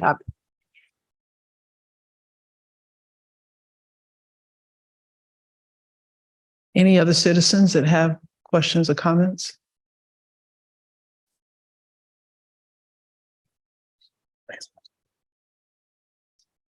Good afternoon. My name is Mike Perkins. I work with Omega Psi Phi Fraternity. We have a mentorship program. We call it the Lamplighters Program. It's something we've been doing for the past 8 years here in Gainesville. And we've always struggled, financially with getting funding from other resources. So I'm just here to say thank you. I appreciate what the Trust Fund has done in terms of addressing mentorship and enrichment programs, which is what we do. We find that a lot of kids struggle because they have that one parent household. So they're not getting, both sides of a full education about how to deal with society. And so they struggle. And in mentoring, what we wind up doing is just teaching them how to deal with public as a whole. Teaching them a little bit about humbleness, teaching them a little bit about meekness, teaching them a little bit about trying to hold your peace and learning and realizing that older people have been through some things. And so we've got some things to offer you. You just gotta, learn how to just listen and learn. And that's pretty much what we do. But we do it with a holistic approach. Just like when we were in school, we had devotion, we had prayer, we had exercise, we had breakfast, we had lunch. And not being the child's parent, They get to see us differently as a friend, as an advocate for them. And so they develop a lot more belief in themselves. And once they start believing in themselves, then they can carry themselves in a different manner. When kids are fearful and they don't feel like you're on their side, they have a tendency to want to attack. You know, they feel like they're under attack, so they want to fight back. So mentorship gives us the opportunity to endear those kids and let them know that they're not here alone. And just thank you for your support. Thank you, Mr. Perkins. Anyone else? Okay, we'll bring it back to the board. Member Cornell. Thank you, Madam Chair. So I think Addison kind of hit on it. You know, the devil's in the details. Once we get through this, how we implement it. One of the things that I quite liked about expanding the first and second, and actually the creation of the third goal, is that it did cover 0 to 18, and there were opportunities for fundings for our programs in the community that are like you said, Maggie, evidence-based and are showing results to get funding across the spectrum. So that was my comment. And I look forward to kind of your suggestions on how you see us implementing this. Judge Brown. I just wanted to speak to the RFPs. Now, I don't know what they look like, and I don't know how. Would you pull your mic closer to you? No one has ever accused me of not being able to be heard. That's shocking. Just want our visitors on. Now I feel. So my question is I don't know how complex the RFP is, but I think one of the things that we've been working on really hard is to not have any barriers. So my question would be, does our RFP give an option for, okay, this is our main category that we think we fit in. Here are some other areas that we think, here are some other goals that we also might provide some assistance with, or some, focus area, rather than having to fill out 3 RFPs. I was just wondering if there was some way we scored it in a way that could be considered in that way. That was my question.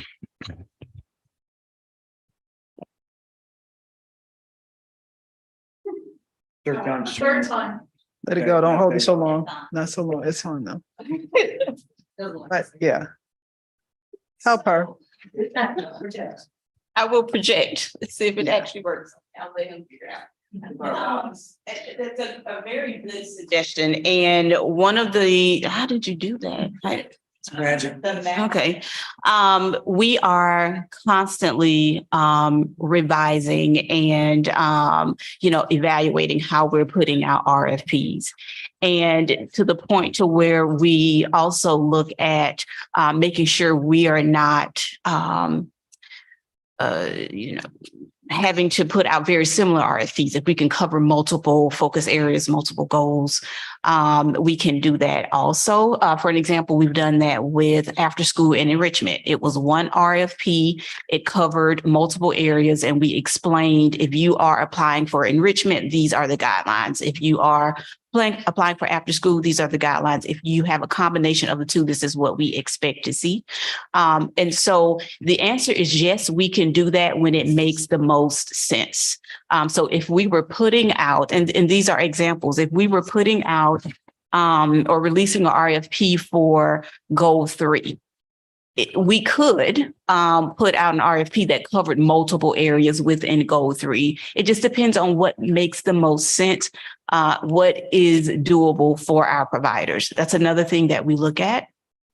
We've been told that our RFPs by our review team members, and we have review team members who've reviewed applicants from, Miami CSC or Escambia CSC. Whoa, this is pretty easy. I think I'll be able to knock this out the park. And so we're trying to think of that when we are creating the RFP also, because we want to make sure if we put something out there, our providers have the opportunity to do that. Not only our grassroots organizations, but many of our rural municipalities need the same support and assistance that some of our grassroots organizations need also. So the answer, in a roundabout way, is yes, we have the opportunity to look at that when we're creating the RFP. You're welcome. Can I push back against that a little bit? Madam Judge. So if we are going to be very intentional about changing particular outcomes in the community, then I think there's going to have to be a point where there's going to be considerable specificity to the RFP. And I think if you do more than one thing, awesome. But it becomes hard when there is specificity in what it is you are trying to impact to then make it global in terms of what the application has to contain. And so I think there's a balance. I think ease of filling out an RFP is, are there extraneous details required? Is there extraneous information required? Make them as streamlined as possible, make them as consistent in terms of format as possible.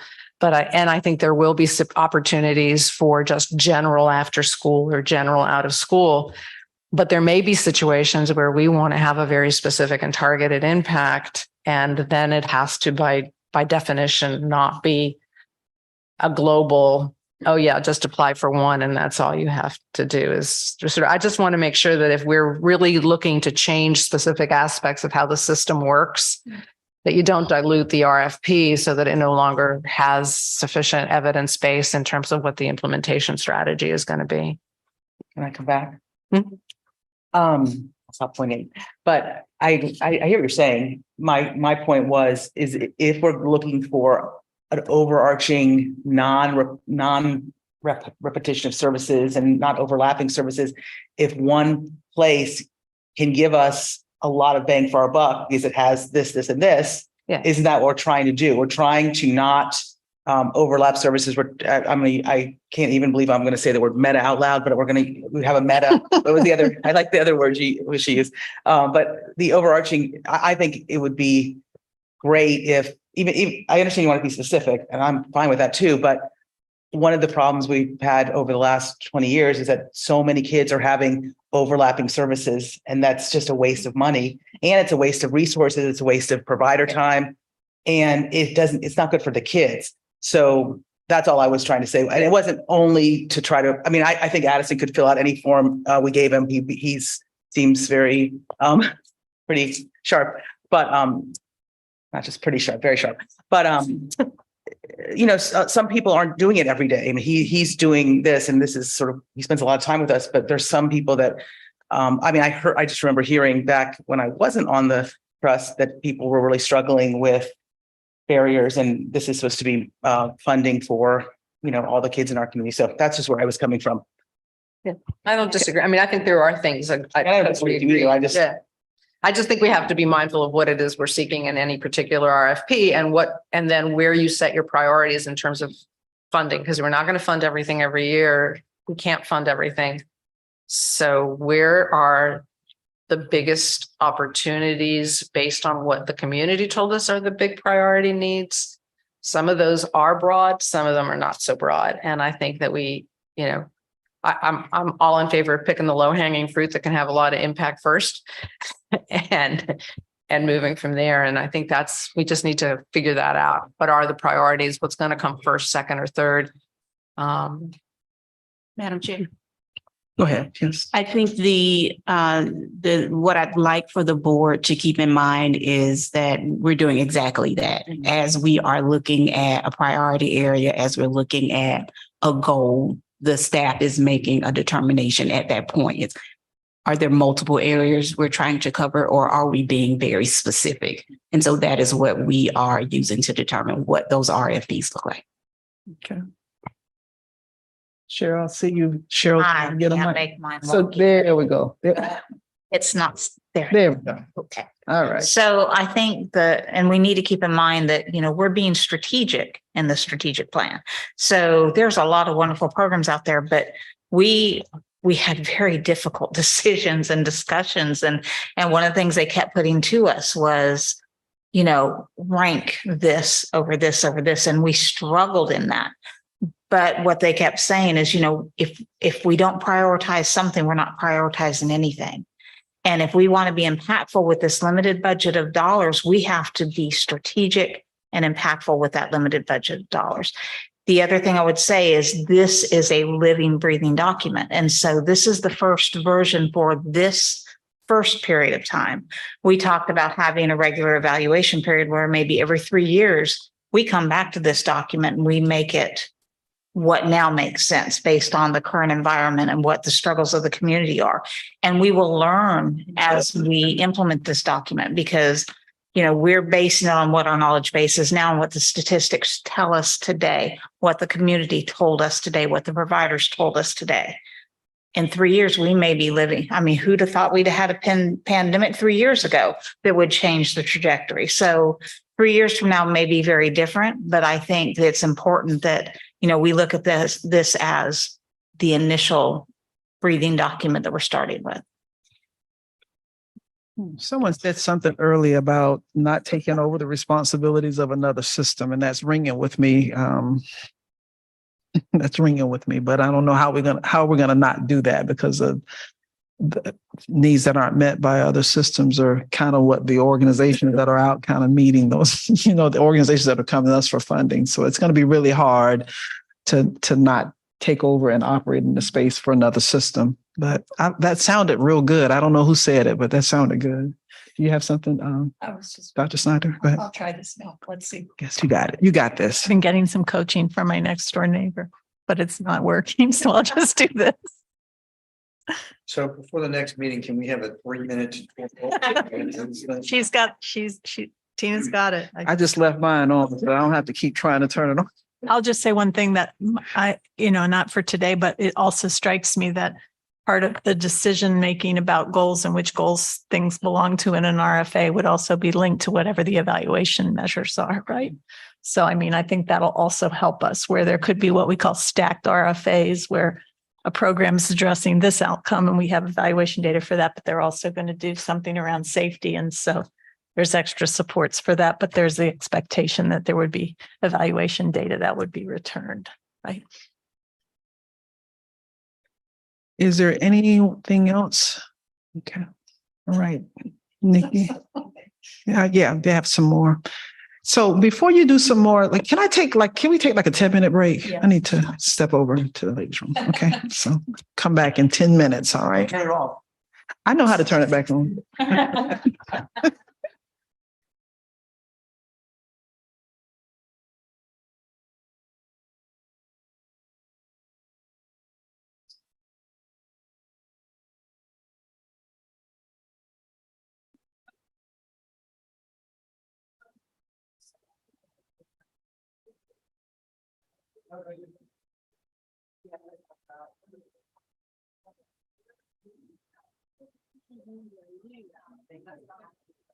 How you doing?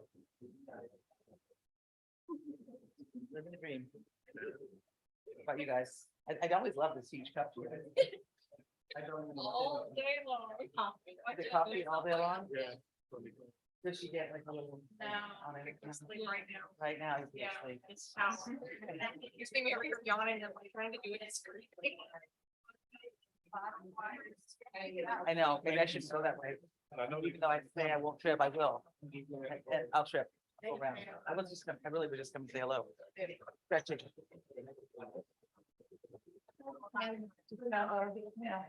Everyone had something, right? That worked.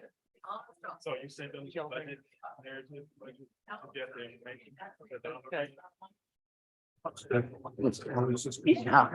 That's very easy. Yeah, no, that's perfect. Yeah. Check all of this. Yeah. Yeah.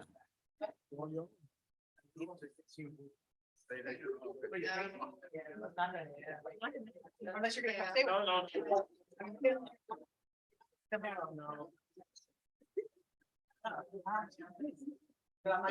done with that. Yeah.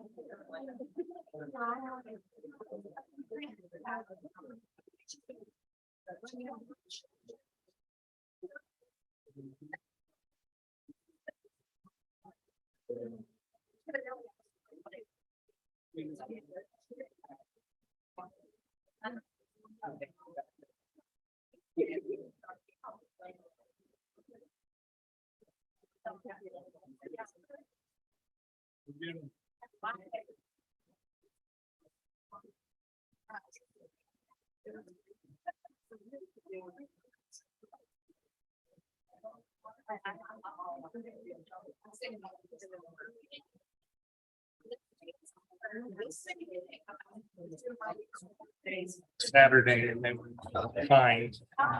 And how few of them are.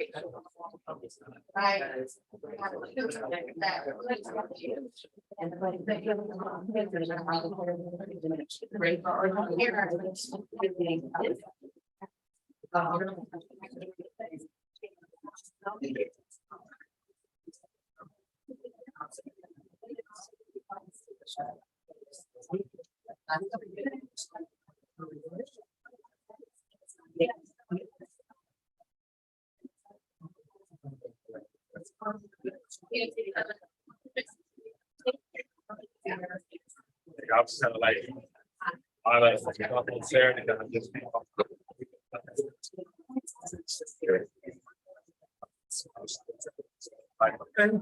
Let's look at it. So big, well, I can just feel it, like.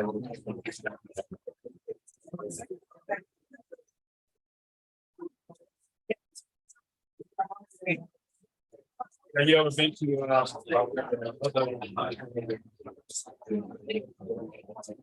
speaking place on 13th. Talk to somebody together. I didn't know they had one right there. I tried to the weekend. I didn't see they got one in here. That's like, that's what I'm.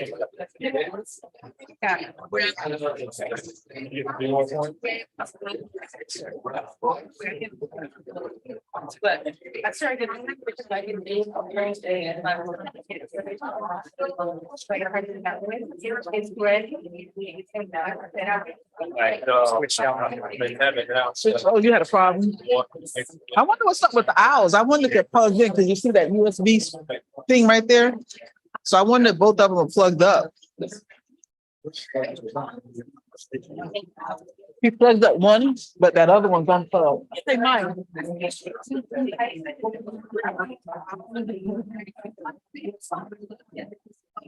I just saw it. I did. I'm taking this out. I'm saying. I saw that after the finish, and I was like, well, maybe not.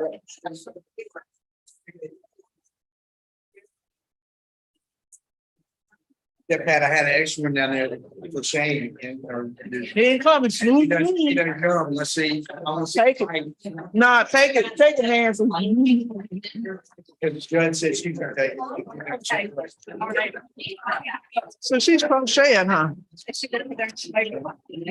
Yeah. Let's go over there, walk over.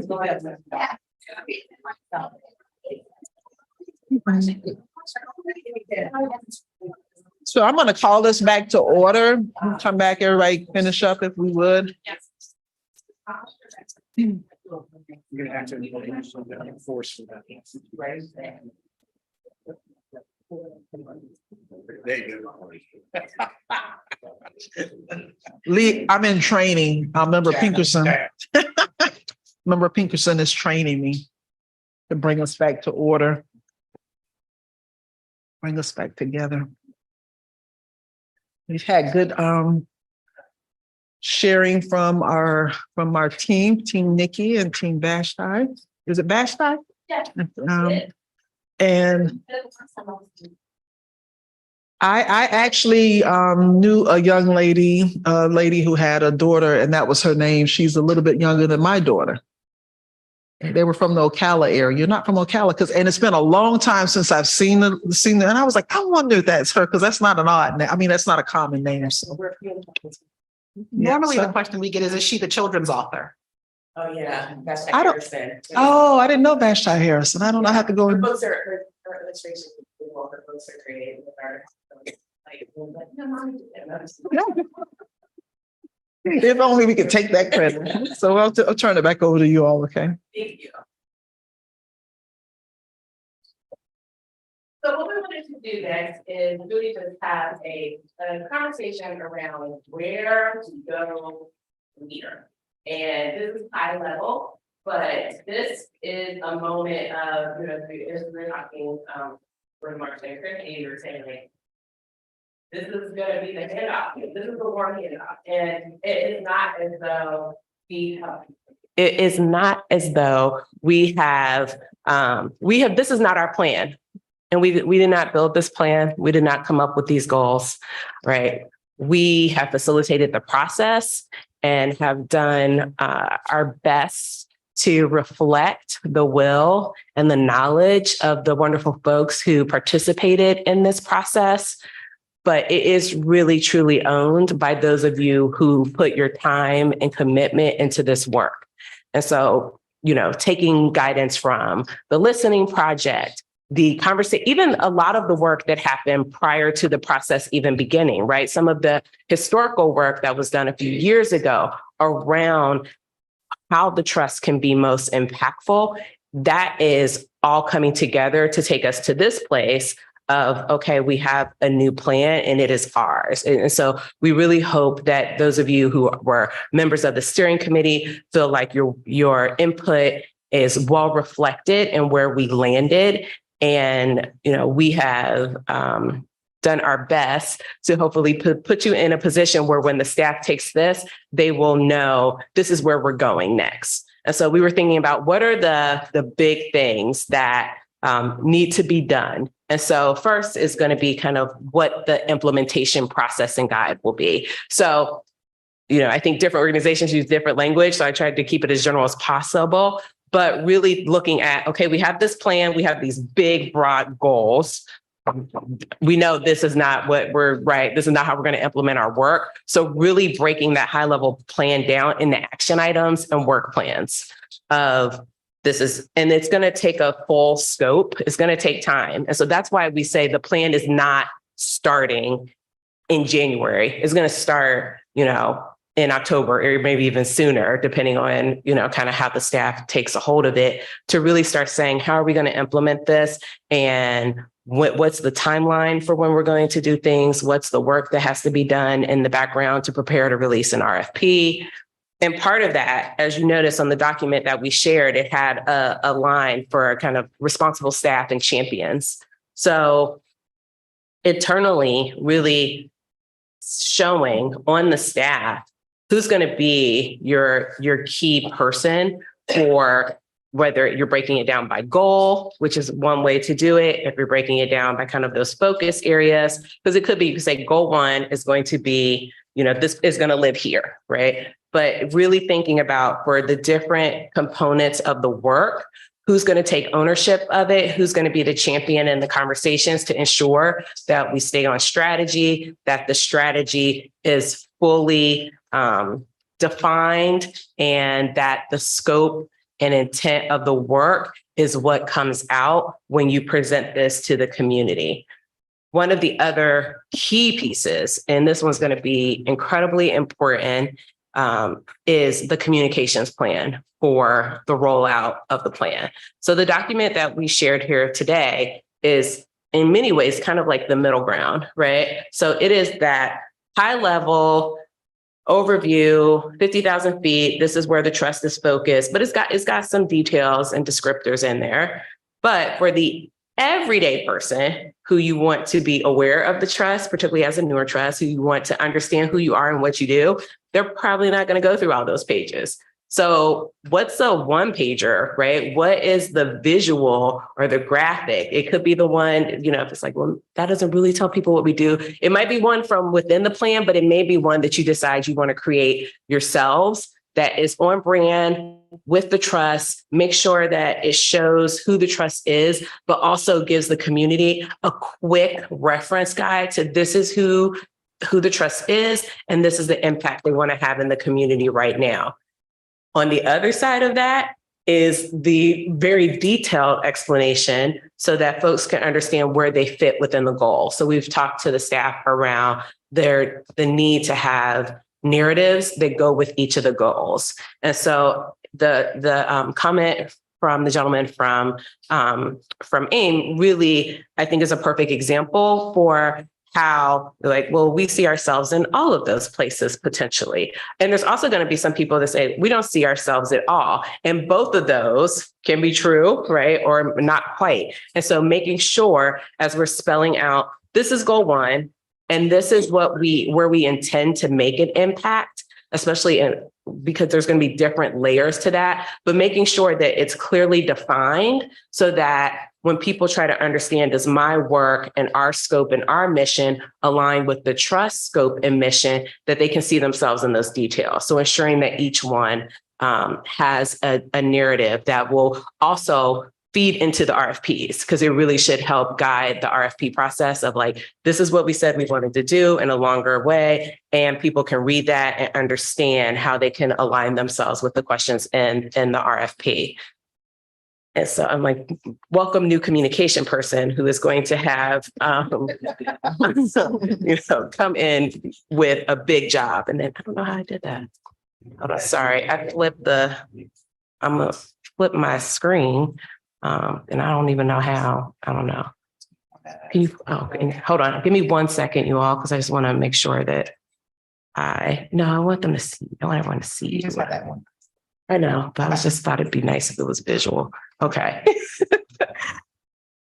And then, so one of the things that I was having a little chat while we were on break. And so one of the things that we hadn't talked about, but I think is going to be important in that communications plan, is the definitions of some of the broader language that we had used. And so we intentionally, so there are a couple of things we did intentionally, right? Is that we tried to keep things large enough so that we understood that the trust could then define within the scope those details, right? The places where they were going to drill in really tightly. And in the conversation and in the notes from the sessions, you can see some of those highlights, but you don't see them.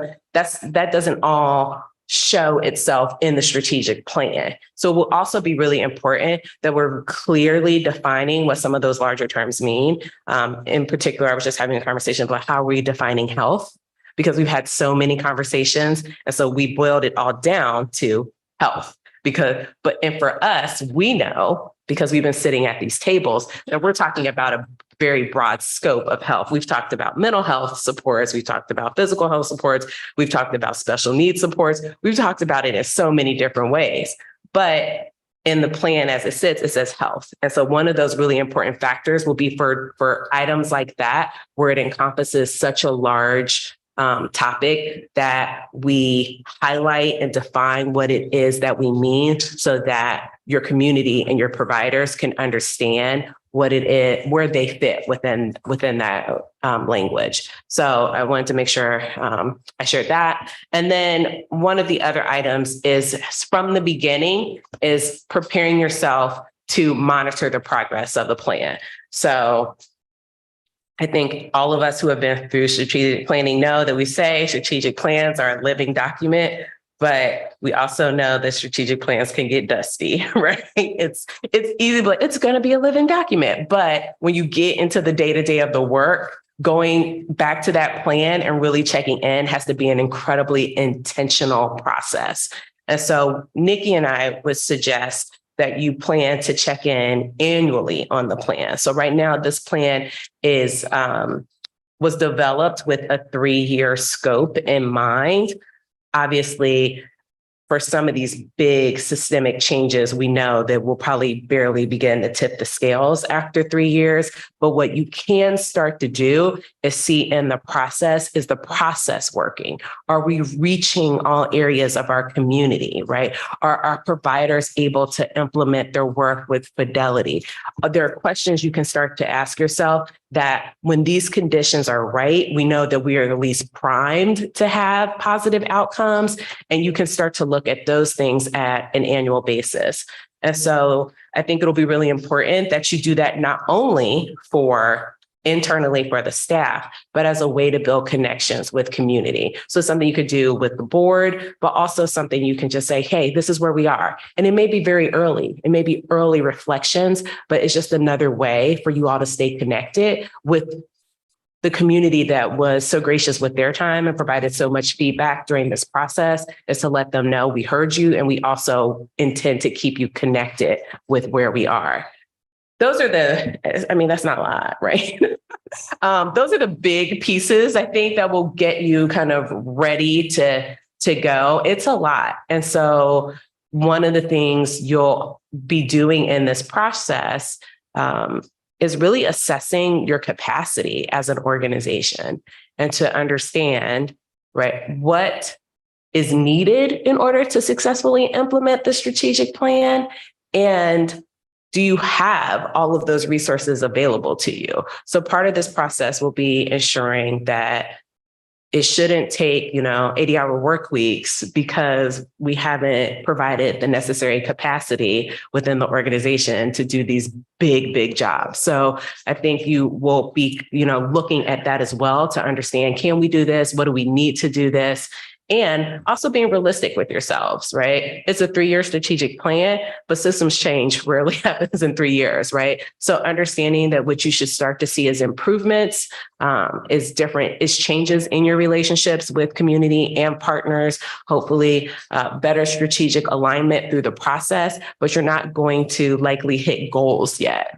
And so just being understanding that this is a marathon, not a sprint. It's overused sometimes, but it's sometimes so accurate. So just a reminder that it took us a long time to get to a place of some of these challenges, and it's going to take a lot of hard work to come out on the other side.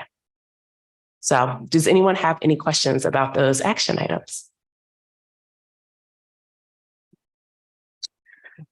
Nobody from the board? Nobody from staff? Okay. It's a lot. I know. It's a lot. And you can't do it all in one day, right? This is not okay, we finished the strategic plan, the staff will have this ready at the next board meeting. That is not what's going to happen. And I shared with the team, I just finished my strategic plan in May. So we're going through the process twice at the same time. It's lovely. And so when my board approved the strategic plan, I said, thank you.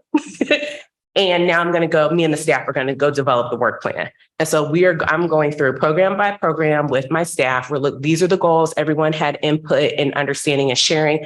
Here's the place where you have ownership. Let's talk about what is possible as far as how long it will take to implement this. Are the metrics we're looking at the right ones? Can you collect them? Are we collecting them? You have to ask all of those pieces. And then once we work through that on each of our programs, then I bring it back to the board and I say, here is the work plan. Now, my organization and my budget is much, much smaller than yours. So I can do that in maybe 30 to 45 days, I think is what it's looking like.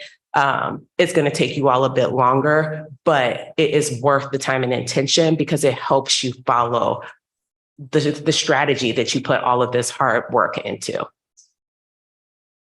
And in addition, I think it's one of the things that we know, I'm telling you, we're going to get these mics sorted. One of the things that we've certainly talked through is just around this idea around, so where are we investing in promotion, prevention, intervention? What ages are we specifically targeting when it comes to particular strategies? What are the measures that are going to be associated? That's a part of what will come out of those work plans. So some of that detailed information that I know some folks are kind of interested in, that becomes a part of what now staff has to go back into the kitchen and start getting the recipe down. And so you will, to Vashti's point, you will get to see those, but I know for some, it's like, well, we want to, like, where is that today? And this is, really, it is an overused one, but so on point to say, this really is a journey. And it is a bit of a marathon. So we certainly recognize why we were able to kind of condense it into like 4 or 5 really nice bullets. There's a tremendous amount of work that needs to go behind this. So just the last few things we have, right, is just around what are the additional opportunities that Vashti and I noted. And so just one of the things we said is that if the board elects this structure, you would be going through an annual review process. But what we would also encourage you to do is think about, it's not just your internal review process, but how are others getting to weigh in on the state of things? And so you can think about that through various mechanisms with like, program evaluation, conversations, but also then to say, for community to get to see, well, where are we? The fundamental question folks will always want to ask anytime you make investment is, are we better off? And the more you can do some of the front end work to manage expectations, to Vashti's point, you're not going to change your entire system upside down in 12 months. So those managing of expectations becomes really, really important, but you never stop taking the input and feedback. Right? Because it doesn't mean that we can't go a little further, a little faster each time we do it, particularly when community is involved in the process. So wanting to ensure that the community, those messages are going out to community. It's not just staying within the space of, we did our annual review, everything's on target, we're in a good place.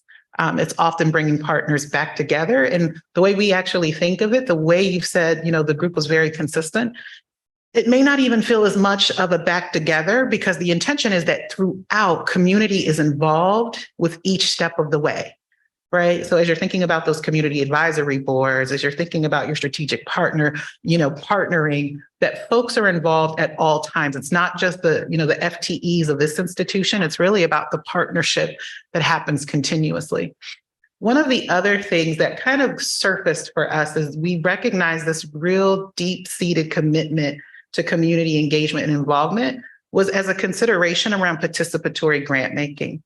And that allows some folks from community to come directly into your grant making process. We do know of councils that do this. We also know of a trust that does this process. There are certainly ways to do it very well. And there are also ways that, we would encourage individuals rethink. Is that the nicest way I can say it? Rethink. Yeah. But often what is found in participatory grant-making processes, you're allowing for different levels of expertise to be a part of the process. So there's lived experience sometimes that may not be considered as valuable. It might be someone who says, I'm not going after this. And granted, there is a process, right? What does a cone of silence mean, right? Are you allowed to, answer certain questions in community? There's an entire robust process. But we're starting to see more and more philanthropic and grant-making institutions begin to think about what does it look like to do things with community as opposed to solely doing things to community. And so we offer that as something to consider, maybe not this particular go round.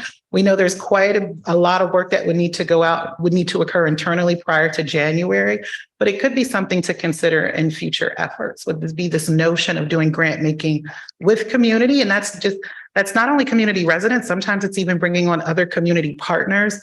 One of the most, the easiest benefit that I've ever seen from it occurring is sometimes you will then have another grant maker sitting in the room saying, and something doesn't get funded. And they're like, oh, well, this falls perfectly under our funding mechanism.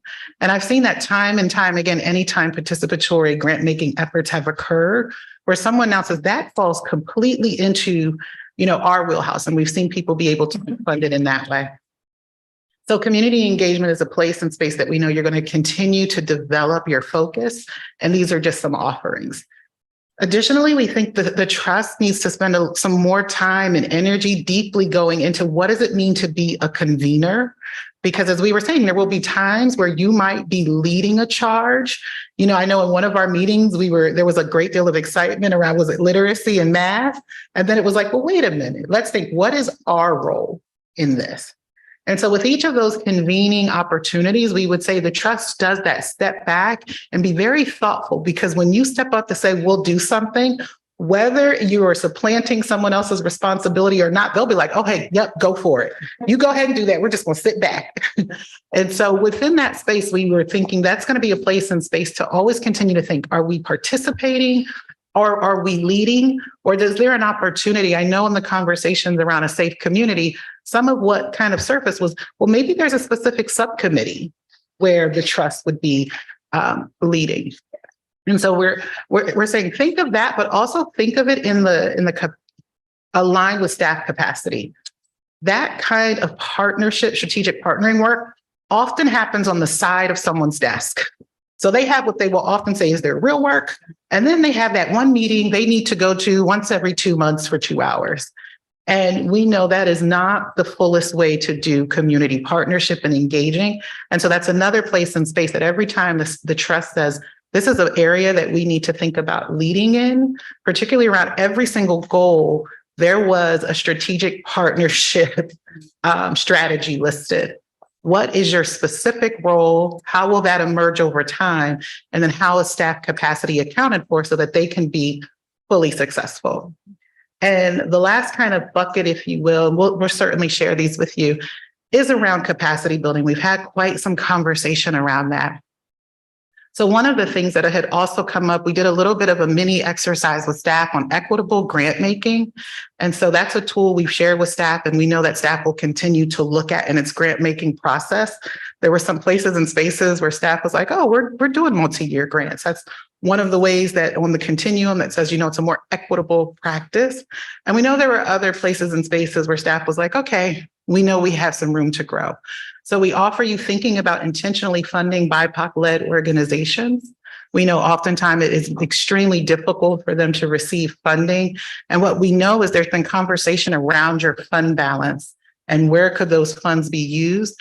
So there's that opportunity to think about who are those that have the pieces that often can't be taught, right? Quality community engagement. And seeing if there's additional capacity building supports that are necessary, how are they universally made available so that BIPOC-led organizations are in better position to then, when the time comes, be able to access funds. The same conversation came up with small and grassroots. What is BIPOC? Oh, Black Indigenous people of color. Okay. Black Indigenous people of color. Thank you for catching that, right? We all have our little jargon that we just throw out there. So I appreciate you, Lee, for slowing me down on that. And we'll make sure we write it out. One of the other places and spaces that we recognize there's an opportunity, particularly as we were thinking around that equitable grant making framework, is small and grassroots organizations. Again, we know that oftentimes, Christy spoke to when others look at your current RFP process, it's one in which folks can kind of they're able to complete. We know that's not the case for everyone. And sometimes those smaller grassroots organizations recognize that they can't complete that RFP, so they remove themselves from the process altogether. So we would also encourage you to continue looking at how many are you funding? And if there are those that of community, staff knows of that are doing good work who are not applying for funding, that you would go ahead and have those conversations. It's a common practice with councils and trusts. It's about who is seeking our funding, but then they're also questioning themselves and saying, well, who isn't seeking our funding and why? And oftentimes there will be a discovery there. And one community, we found out it was because they had a local accreditation process. That pretty much was almost the equivalency of an independent audit. And so if you were a small grassroots organization, you couldn't afford both. So you went with the one that would work for you for other funding as well. And you skipped that little local accreditation process. And so when they said that, they were like, we don't do that, but we do this. That was a real aha for that grant making organization. And they were able to think through what are the barriers we put in place to small grassroots organizations. And then we would also say, thinking about, we know you have that fund balance. One of the things that did come up in conversation, and I think will continue, is around this idea of incubation. We know that came up in the listening project. We know that has also come up in discussion. For certain goals, there are going to be ready-made programs, right? Where you're going to say there is an evidence-based program or there is a tried and true method of doing this. What we also encourage you to do is to say, what do community members propose we do about this and making space? So one of the examples we briefly discussed is that there is another council. And what they do with a part of their fund balance is they just open it up for community to recommend programming that falls in line with goals. Right? And they get almost for the most part micro grants. And what they have found is that by doing so, some of the things that community has come up with, they are things that they then go ahead. So to Ken, I think Ken said it, right? Lee said it about when you fund something with fund balance, the challenge becomes it might be one and done. What they have found, there have been local solutions that have come up initially funded by fund balance that then became a part of their core program funding that they may not have known about had they not opened up space to say, hey, what else is out there that can help us reach this particular goal or this particular strategy? And so as long as the person being able to fill that out can complete it, it also allows for some of the innovation that naturally exists in your community. And so that other part of the incubation is, and sometimes it might be thoughts and ideas. I know this would work if. I've seen this work in other places and spaces. So the idea of funding around incubation to support ongoing capacity building is something that we also wanted to offer you as a consideration. So on that note, are there any questions about our recommendations? Any questions? Any comments? Statement. Go ahead. Come to your mic. Y'all did a great job. Thank you very much in leading us through this process. I mean, it's been tremendous and certainly got a lot out of it. And I think, we've come up with what I think are three outstanding and very workable goals. And and it was y'all's facilitation that helped lead us to that. So thank you very much. Thank you. We weren't expecting that, but okay. Thank you all very much. And I would just want to reiterate, it is your hard work that we just had to pull together. I mean, I think there were moments where like, oh my gosh, this is so big. We may never have goals. Right. And so just to know, right. But we kept working through it. We kept talking through it. We kept making you rank things, but to that end, you all stayed engaged and that's why we're here. So thank you all. Absolutely. Yeah. I know it is funny. If anybody ever needs a moment where they would just like to laugh, look at our conversations on ranking programs. It was like, they were like, we don't want to rank them. And it was, well, then we're just going to fund everything. We're going to fund everything all the time, always. And so as you can imagine, those conversations were extremely difficult. And yet we were able to move forward in such a way that so far it sounds like it's being received. So. Okay. Yeah, I also want to say the same thing, Lisa. Thank you very, very much. I would ask that our staff, as they start to develop the work plan, we've got really, really talented staff, and they're going to have their own thoughts and ideas about how. I know this is what I heard, but this is what we can do. I would just ask that as you work through those things, bring them back to us, and let's knock it back and forth. It's not going to be done in 30 days. It's going to take some time. I think we've given some kind of good overall initial direction. But I also want to thank Cheryl. Cheryl has really led this charge, and you did a great job. So thank you. There she is. Open the meeting. So I think we need to get Cheryl right. Yes.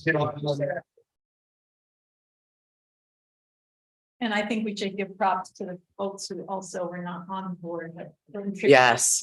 Well, next time I mean, let me do it now instead of. So Marcia had said, well, can you do an official thank you? I was supposed to do it during the board, but okay, we're doing a thank fest now. So I'm going to do it now. So this was such an engaged group of people.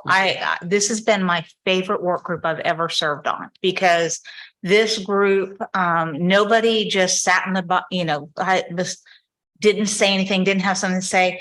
Our arguments were purposeful, if that makes sense. Like every discussion had meaning. There were times where I thought, I could see, because I knew what our timeline was, and I thought we're never going to get there, you know, we're going to keep arguing. We're never going to get there. And you guys can wrestle the best cats ever because you know, you guys just kept bringing it back together and you made all of the chaos that we would kind of create and you would make it make sense. And like that last meeting, I know I wasn't the only one that we kind of went, that's it. Like it was a moment, and that combining the two goals and making it make sense. And so it was an amazing process to experience from beginning to end. And so so I do want to recognize the people that worked on the committee.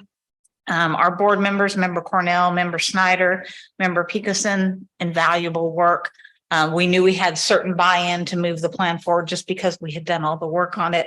But we had brilliant community voices that were part of this. Barzella Papa, Christy Arrington, Bishop Stokes, and Candace King. Again, their arguments were purposeful and it gave us a voice that we wouldn't have had it just been a board initiative. Also our ED Marcia Kiner, Christy Goldwire, Elizabeth Kaysen, and every member of this trust staff who took all the things that we discussed and made it make sense at the end. And then you two as the coordinators of this process, cannot thank you enough. So thank everybody for doing this with us and traveling this journey and this road with us. So thank you. All the way from Jacksonville to Waldo. Oh my goodness. Well, there's no Waldo Police Bosh, Department. do you have to share that story?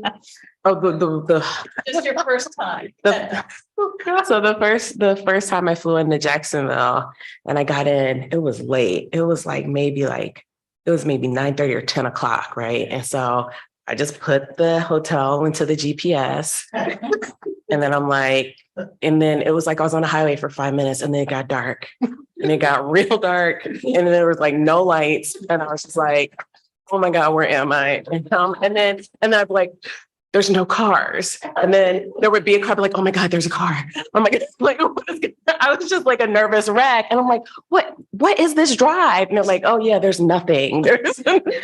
For whatever reason, last night, there was a road closure, I think, because of the storms, and it took me on a different route. And it was practically lit and fast the whole way. And I'm like, well, why did it have me driving through who knows where that first time? Because I was just like, just go. Just focus, just focus, and you will get there eventually. So yes, it was a much easier drive last night.